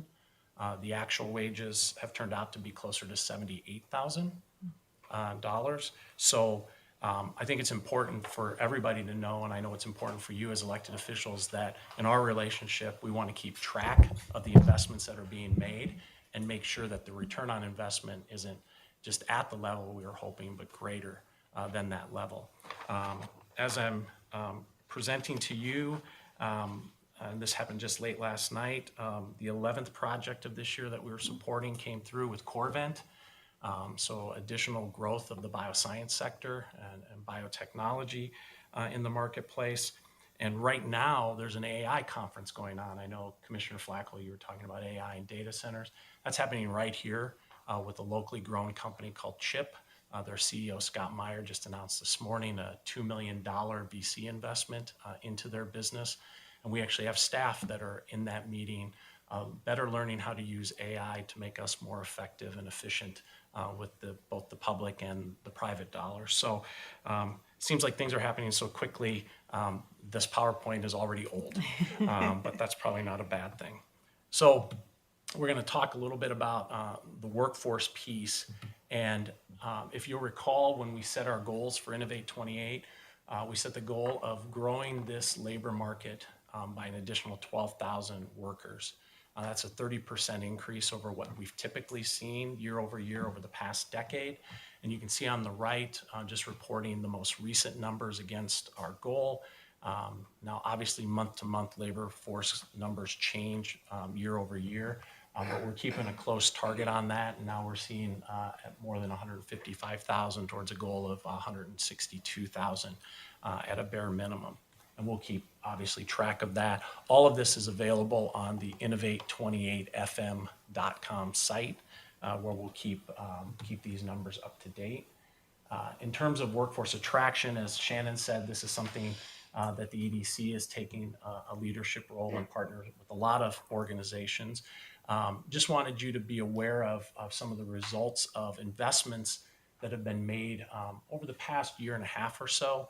So I think as Tiffany said, continuing to support this work is critical if we're going to continue to attract the people that these companies need, you need as a county as well. I know, Robert, you're always in search of good employees for the county, so it's not just the primary sector businesses.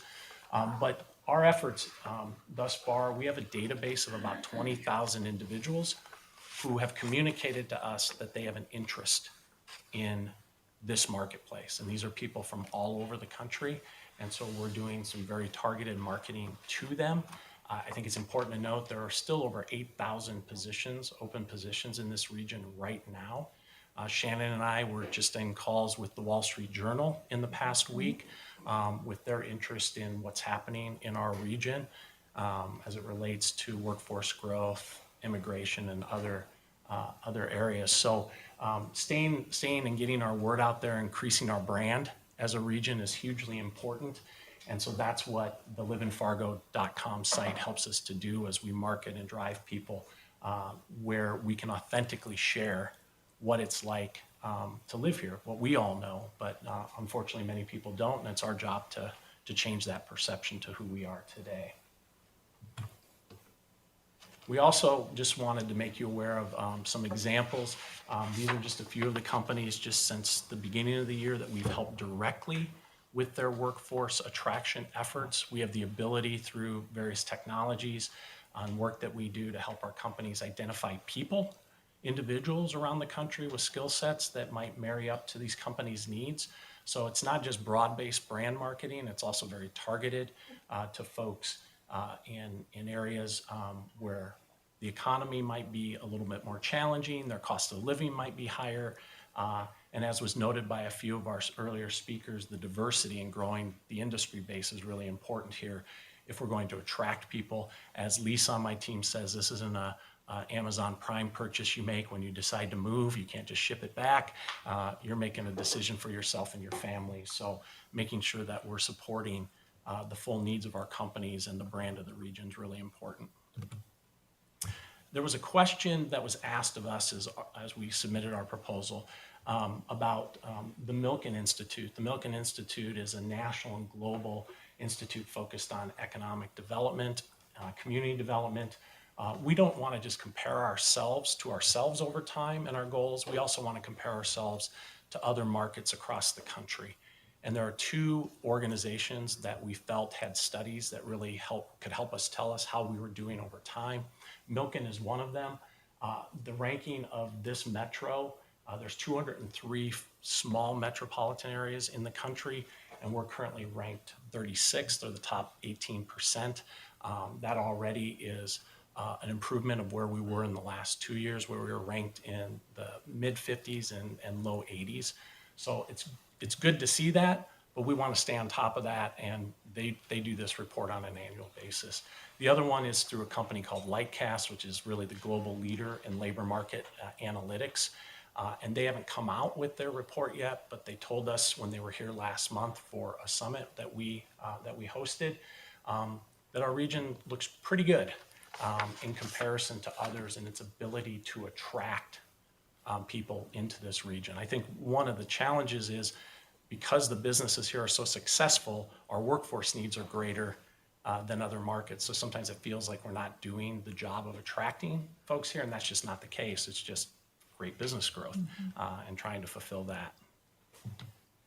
So as we look at shifting gears maybe to the retention, development, and acclimation aspect of the workforce space, I'd be remiss. I know there were a lot of questions in preparing this on the future workforce, and so I'll talk a little bit about K-12 and higher education strategies. But our existing workforce also is a really important imperative that our existing companies are wanting us to do more on existing workforce. And so those are things like what is our concierge program looking like? The concierge program has been a critical part of our work, and I'll just give some numbers and examples. When we started doing a lot more of the concierge work, this is the white glove treatment of those that are coming in either as prospects to our region or as new hires to our region, making sure that they have the stickiness, the glue that will keep them here in the community acclimation side of things. To date, we have, just since the beginning of the year, have done 26 tours already for companies similar to Joe's slides. Companies like Bobcat, Aldebaran, John Deere, American Crystal, NDSU. So numerous different companies that are utilizing this service. The tours are one thing. The additional component of the concierge work is that we also are connecting with the trailing spouse and the family unit that are coming into the region. Those trailing spouses generally need career connections. They need faith-based or education opportunities for their family, looking for volunteer opportunities, those types of things. So that's what our Icebreakers program and our concierge program has been focusing on. As we move on into the other component of existing workforce, our Good Jobs Challenge grant has allowed us, we just had a grant through the Economic Development Administration for $9.62 million. We are leveraging all of those dollars in a great extent with Innovate 28. We were just awarded a one-year no-cost extension to complete those or utilize those dollars here. This is what our private sector leaders were talking about when we're talking about skill building, making sure we have skill alignment and upskilling to the necessary areas. Although that work isn't being funded through this, it is in alignment with what we are doing, and it allows us to then elevate that work even further. So when we look at the future workforce, shifting to the future workforce, you're good.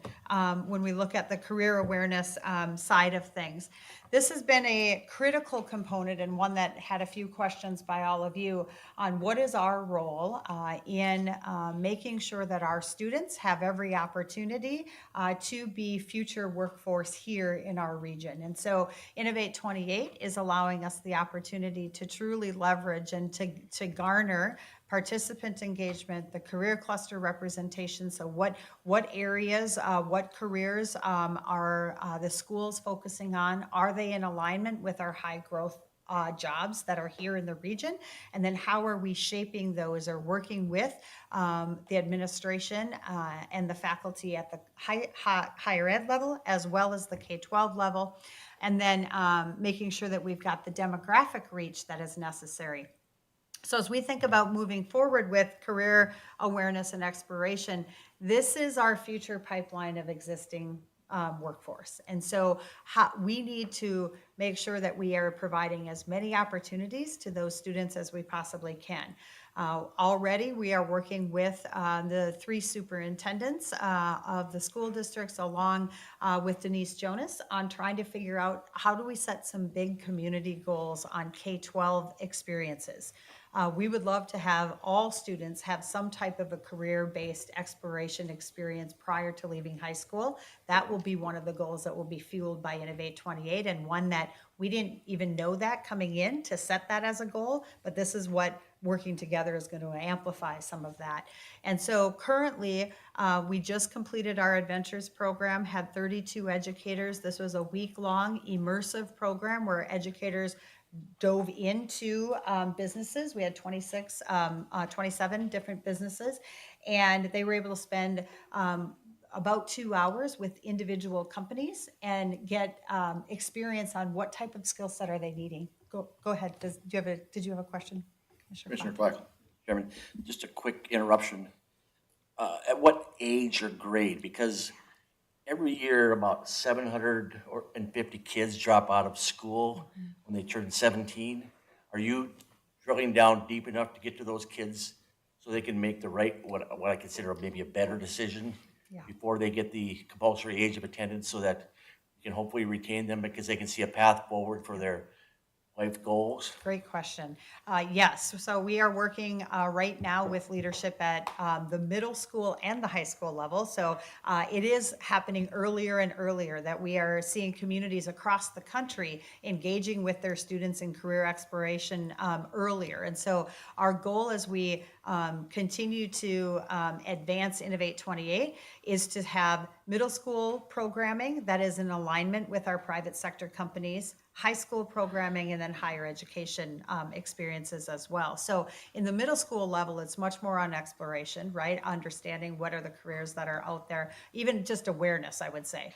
High school level is much more exploration. How do we get those initial job shadows, or just getting people, business leaders, into the classroom to speak about their company and their leadership trajectory, those types of experiences. And then as they get into that senior level, junior level, senior level, and into higher education, that's the internship, apprenticeship, but increasing what Innovate 28 is allowing us to do is to convene these business leaders along with education in what we call industry sector partnerships. So we've had over 300 attendees at our different industry sector partnership gatherings so far.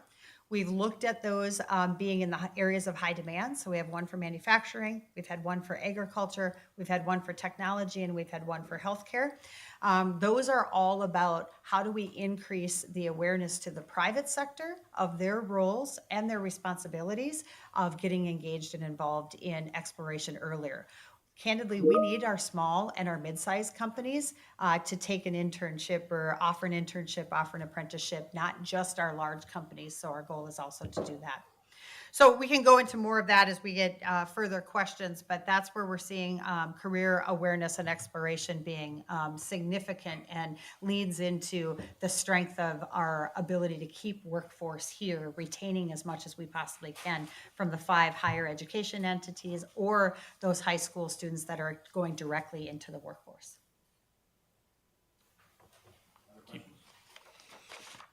Okay. Other questions? So we'll jump into some of the business development results and strategies. One of the questions was just kind of an update on where we're at with activity. That number is 11, as I mentioned, because Corvent just got added to that number for a project across manufacturing, value-added ag, software, and bioscience. We're a little off pace, I'd say, of where we want to be, but that's economic development. Some years you can have 2.5 times, others years 70% of what your goal is. And that's why this is a long-term strategy. I think to kind of take this back over the last 7 years, this organization has had the opportunity to partner with 160 companies in 7 years, almost 2 projects a month, to support economic growth. We do an impact analysis. We'll do that for Innovate 28 on a yearly basis. But some years we've had 20 projects, other years we've had 30 projects.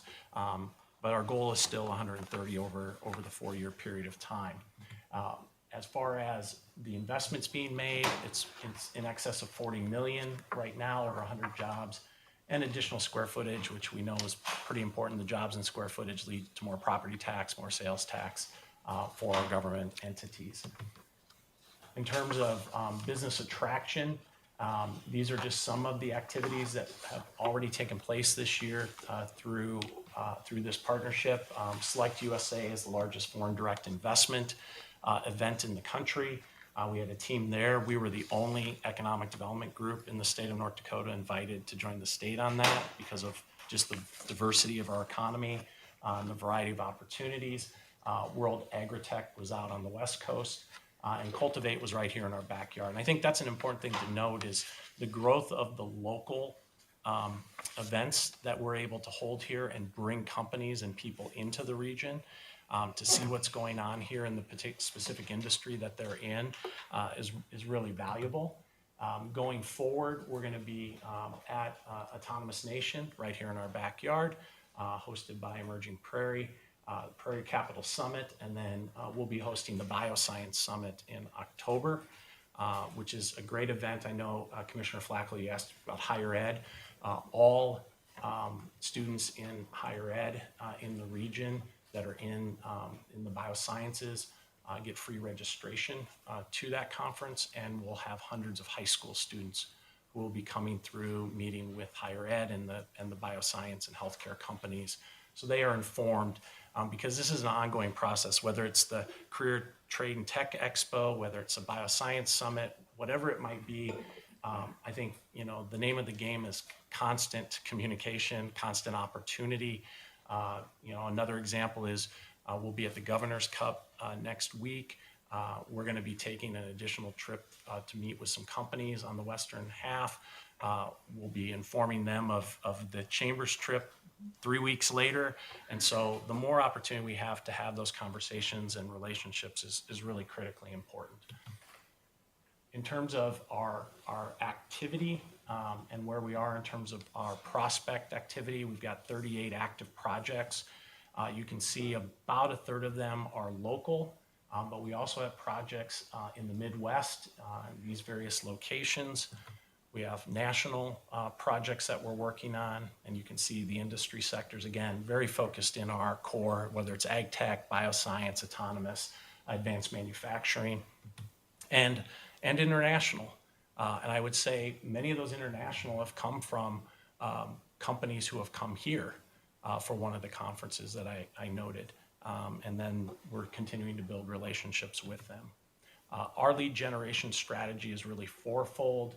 How do we host people here? How do we maintain our relationship with the global site selectors? There's about 100 core site selectors globally who companies hire. We just sent out a communication yesterday as part of our ongoing sequencing and messaging about this region. We'll do another one a week from now, all to these global site selectors, but we also end up meeting them face-to-face at conferences and take part in, again, our core industries. Exponential is one of the largest drone autonomous conferences. It was held in San Diego this year, and we were able to attend that. I mentioned the site selectors. We had several in here last year. We attended a couple conferences. As we continue to have the ability to staff and fund those relationships, we'll continue to do that, because they're one step away, they're one connection away from the projects that we're trying to land here in this region. There's a question about kind of lead generation in the last year. This is the information. We have about 24 leads. Had 4 we terminated, meaning the company decided our market wasn't right for them or the condition of their business wasn't right at that time. We currently have 13 prospects, 5 very active ones. And I was wrong on that slide with 2 successful projects. Those are, we say success 2 ways. One is ecosystem success. Are they here, but they're really not making a huge investment yet? There were 2 of those companies. One's called Crop Diagnostics. They were a Wonder Fund funded project. And another one is a robotics company. But there were 4 projects in 2024 that were recruitment projects. IGEN, MyAgData, FamGenix, and Vertithos, all in bioscience, ag tech, software, and autonomous systems. So very active recruitment, but it's important to know that about 75% of our growth is going to be our existing companies. About 15 will be the recruitment, and the other 10 will be new companies that spring up right here in our own backyard. So as we shift to public policy, I'd be remiss if I didn't touch on the fact that the public policy realm also has 3-legged stool. We'll keep that piece. One is really focused on the relationship development. So this is what Tammy touched on so eloquently on the East-West components, making sure that we have strong relationships with legislators, not just our own Cass County delegates, but those outside of the region. The second area is the active advocacy and lobbying efforts that we do. The Chamber has always done public policy. I will tell you that through Innovate 28, we have been able to elevate that significantly. And so investments have allowed us to do things like add additional bill tracking software that is critical to our success, allow us to have more resources to be out in front of legislators, to have lobbying efforts that are imperative. Just touching, we testified on 46 bills this session during the North Dakota session, not to mention all of the research associated with them. Many of these advantageous to Cass County and directly associated with the initiatives that you would be looking at. Things like the airport funding, Red River Valley water supply, the higher education bill, commerce bill, housing, the energy pipeline. All of these things are leaning into, as Commissioner Grinberg said, our opportunity for growth. The other piece that we've been able to add with Innovate 28 is our Center for Civic Engagement. Many of you know across the country, not just in our region, but across the country, there is a significant decline in civic engagement. It's becoming harder and harder to find what we call pro-growth, business-minded individuals to run for office. And now that is exacerbated even more when you add term limits into the mix in North Dakota. And so this, not just the statewide positions, but also commission positions, city positions. You think about planning and zoning, park board, school board. All of those need candidates, and they need candidates that have the right resources to be successful. And so the Center for Civic Engagement is going to look at their rationale for investing in all of this, is making sure that we can cultivate a mindset and an awareness. Much of this is going to be through the employer lens. This is a new strategy that we have never positioned in our region, at which we will be identifying employers to go in and actually have proactive conversations with their employees on what does that look like to serve in some type of elected or appointed capacity.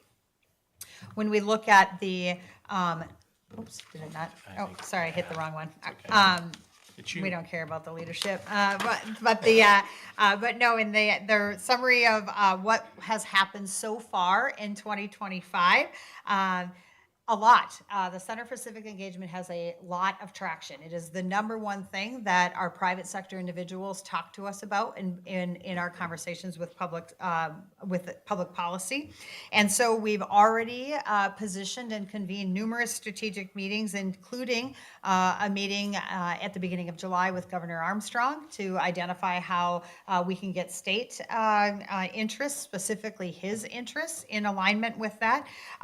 Former U.S. Congressman Rick Berg and I have had a lot of conversations about this, and now we've identified an opportunity that in August we will be convening 10 to 20 business leader CEOs that will be our first pilots that are going to willingly allow us into their companies to talk with their employees proactively about running for office. And then in addition to that, putting together a series of toolkits, one for the company. What does this mean to be a civically minded company? How do we handle compensation, paid time off? What are some of the risks and myths associated with this? And another toolkit for the actual individual that needs to know how do I conduct myself as a candidate? What do I need to do for fund development or fundraising, ethics? All of those different aspects are being created as we speak. And they'll have mentors. And they'll have mentors, yes. So we have, we've also identified with the strategic goals for 25-26, really stand up the center. That'll be a very public announcement of the center. Engage at least these 10 business leaders. The toolkits will be developed. We also have a very robust voting toolkit, because the other part of this is we need more people to show up and vote. And so what this is going to look like is expanding the access and the awareness and understanding of candidates to get more people out to vote.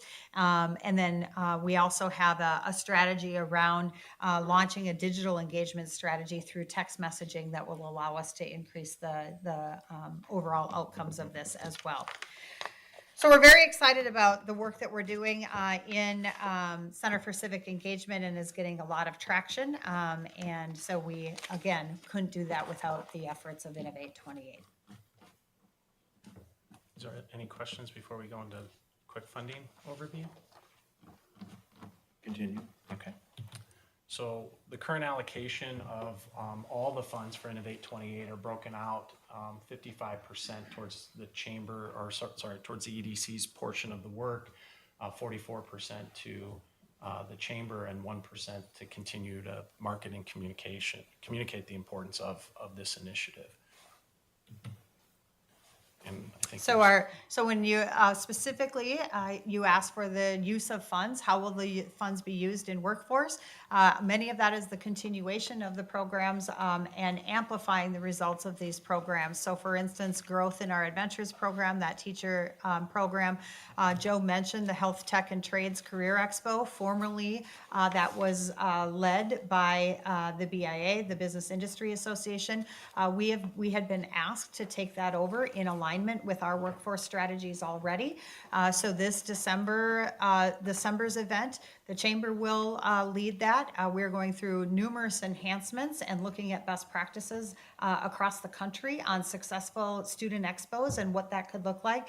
We have over 100 companies that also participate in that, and so making sure that's in alignment with our high growth sectors will be very important to us as well. And then those industry sector partnership convenings will continue.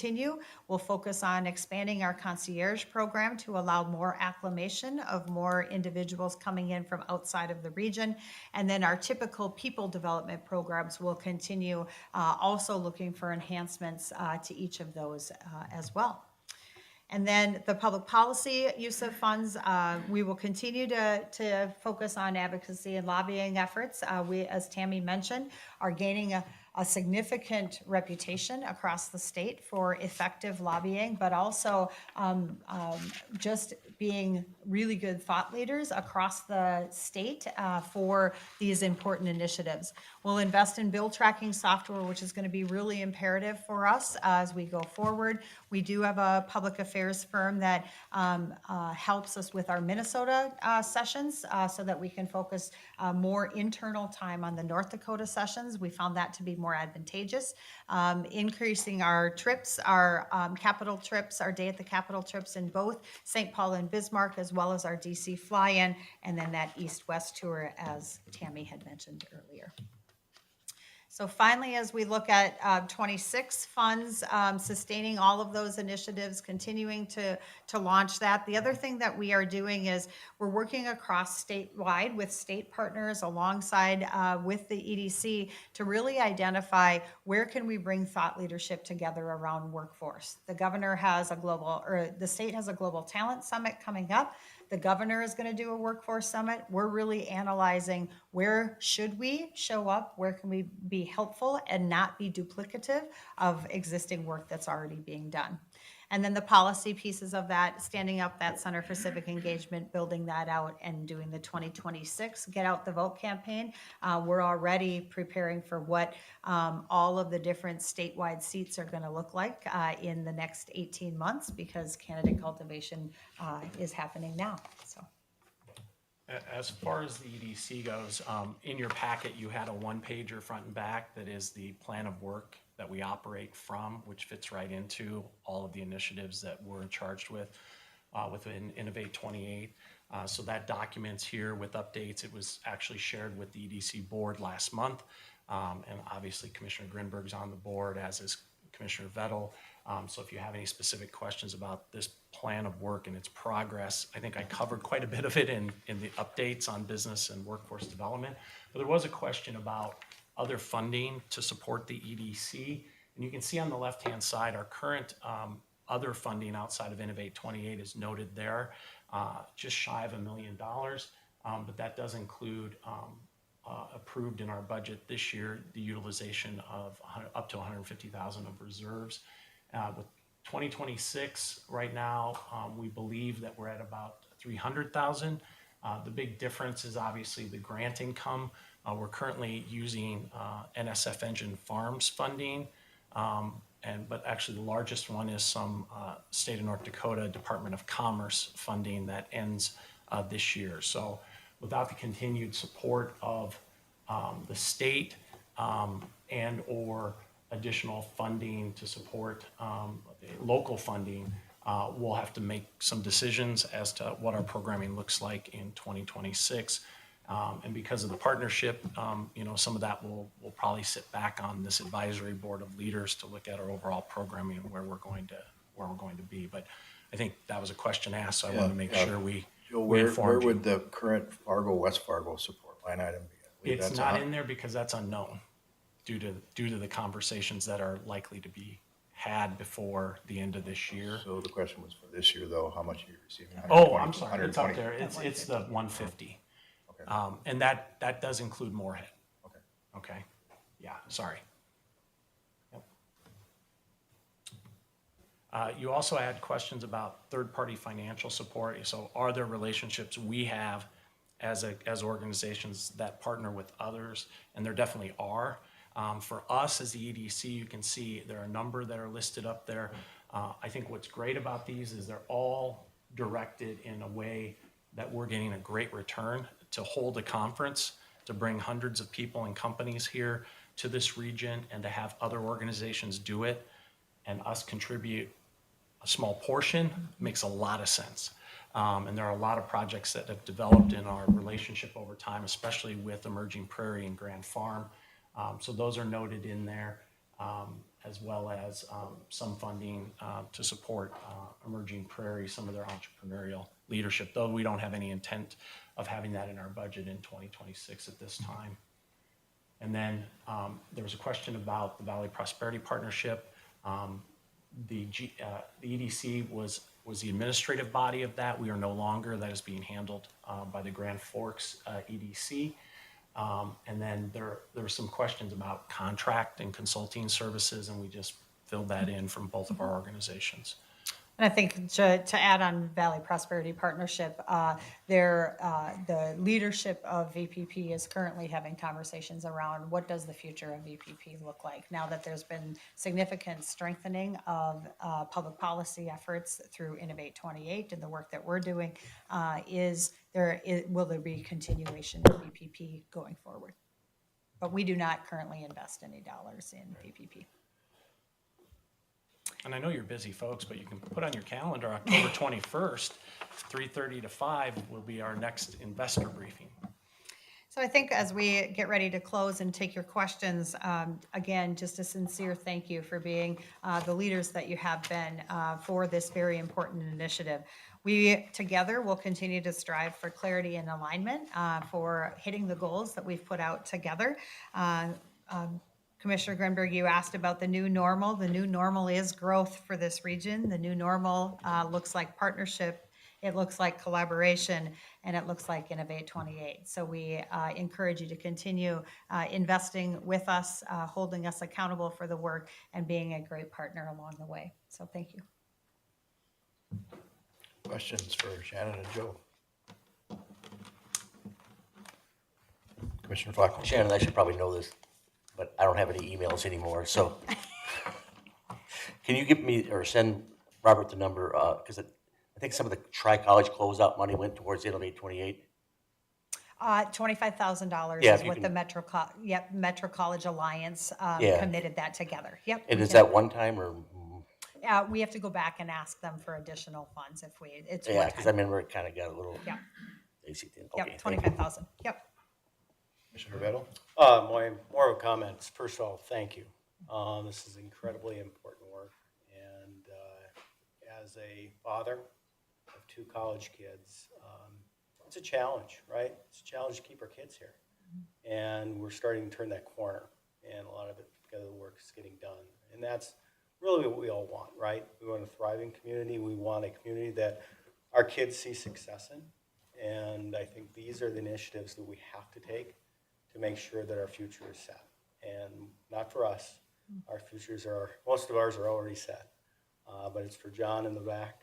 It's for my kids. And it's for the kids to come forward. And again, we are in a great community. We have a lot of great things happening. And we can't do it all. But I think this work really creates an opportunity to really make us all flourish and continue to make this region one of the best. And so thank you for that hard work.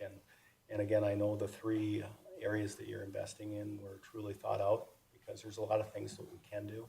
But I think it's very important that you found and identified those three and really are focusing those energies, especially on the workforce. I just think that's an extremely important aspect of what we do, but will really help in providing the quality of life that our community has come accustomed to. And it's not easy work, so thank you very much. Thank you. Mr. Wilson, any comments from your perspective? No comments, just appreciate the engagement from Shannon and Joe and your teams as we've led up to this. And certainly if you've had any questions, you've been reaching out to me and looking for feedback and direction, and appreciate working with you and all of your folks. Captain, anything? Nothing. No questions to them. I'm all in. But before you recess, I do have a request to call on a person. Okay. Other than the two standing in front of you right now? Yeah, I have no questions. They know more than I do. Okay. As I noted on the front end, we'll not take action today. In one particular, what is the city of Fargo going to do with Mayor Mahoney's budget that's coming out tomorrow? As I know I've shared, we're not going to double dip twice on public funds. So if Fargo and West Fargo back out, we'll increase our recommendation when we do make our decision. So it's just, it's been steadfast since we started this. More so for Joe, it might be helpful for me in particular to understand a little more of the granular answers under 2.2, what we sent, overview of the business attraction budget, travel expenditures, summary of active prospect list, description of lead generation strategies and sources. And I'm particularly interested in that, more so because I used to do that. But as maybe this is more of a slant towards a board role that Commissioner Vettel and I have with others, is our present work plan and our strategic direction that we've talked about, strategic plan. Do we need to be aligning more resources for a highbrow, sophisticated marketing strategy outside of this region? And developing a real active client list that has personnel behind it and time within the organization. And those are questions in my mind. As I've been in this arena since 1992, that was our mantra when we started growing the economy. And then late 90s, 2000, it's all about workforce. And so investors said, stop recruiting. We don't want to pay our people more.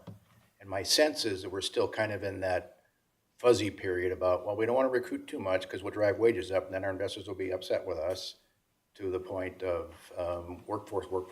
So that's more of an EDC, maybe next 6-12 months discussion that we need to have, at least in my opinion, from a standpoint of growth and tax base. I mean, that is, this body is going to be focused on that for the foreseeable future.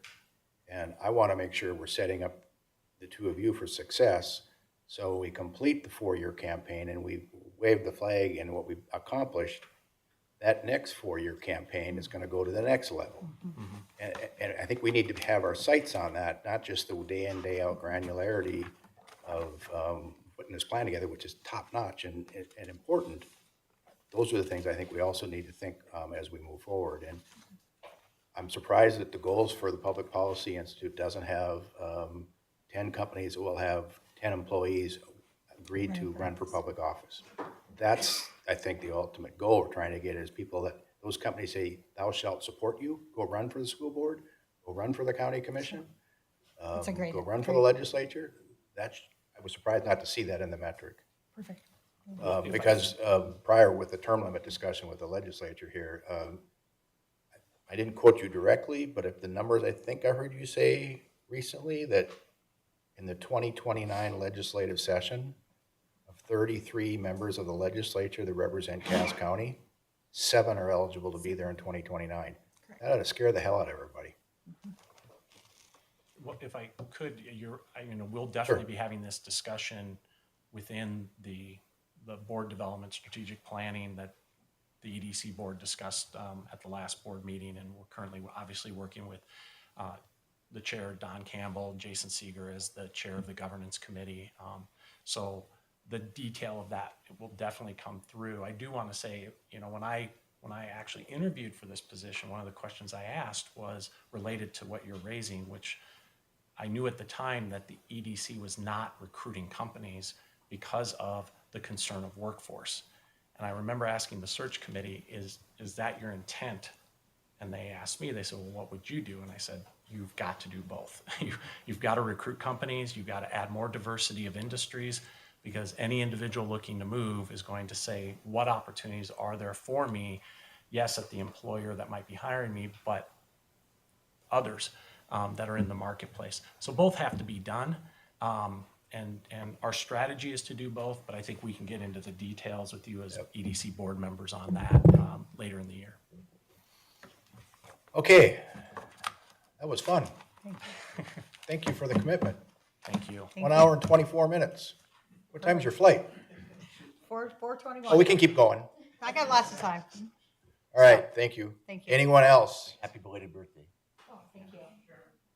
Commissioner Capitan. I noticed that Darren Hall is present, and he's a big wig, I think, out of the Fargo Jet Center, and they're probably one of our largest fixed-base operations at Hector Airport, whether it be in weather mod, and now the last thing that I was introduced to was their new air ambulance in conjunction with the Greek Air Force, I believe, and their latest one is with the NDSCS College of Science in the Aircraft Mechanics School. So Darren, would you care to come up and elaborate a little bit on the Fargo Jet Center? You- I don't know if they're part of Innovate 28, but if not, Shannon can always get a hold of Mr. Sweeney.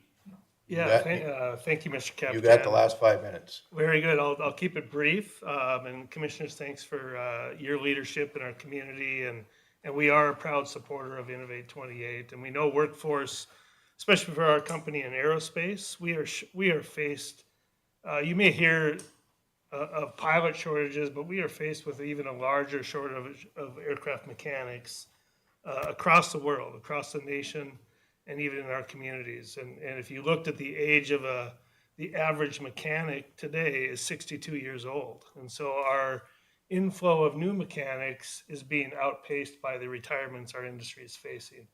And so we've worked for the past 8 years now, and you should have all received an invitation from the college yesterday, I believe, on their open house of the new aviation maintenance school that'll be hosted here in Fargo at the airport. And that comes after a long time. Tony and I worked on that many years ago, probably 8 years ago when we first started that conversation. So we're excited to see that. North Dakota is currently today one of 2 states that does not have an aviation maintenance school in state. And as you learn more about the program at NDSCS, they were one of the first programs in the country back in 1928 where other states were coming to North Dakota to see what was happening at the State College or the State School of Science at the time. And so we're resurrecting a program now that has a rich legacy in aviation, but it's been unknown for the past 50 years, really, since it closed in 1950. So we're excited for that. We're excited for what's happening with Innovate 28 and the future of that. And yes, you mentioned some of the other projects that we've worked with at the Jet Center, but really more in our conversation today, just workforce focused. We participate in every means we can as our industry is really handcuffed to, we sit behind a fence that says keep out. So how do we do outreach into our communities to let people know what are those opportunities beyond the fence of the airport, inside of a hangar, or inside the terminal building that most people don't have access to. And so we're really challenged with bringing people out to the airport. It's one of our goals and why we host the Fargo Air Show every couple of years. And that's where we can open the fence of the airport and bring people in and expose them to that. So thank you, commissioners. Any questions if you have, but my 5 minutes are up. Power controls altitude, pitch controls airspeed. You There did we a go. great job. Thank you. Commissioners, thank you for your indulgence and patience. This hearing is the longest of all hearings we're going to have, and It's an important one, and so I'm glad we dedicated the time to it. Mary, please convey our gratitude to Governor Armstrong for your presence today through both the overview and today's Innovate 28. It's an important part of what we do, so thank you. We're on recess till tomorrow.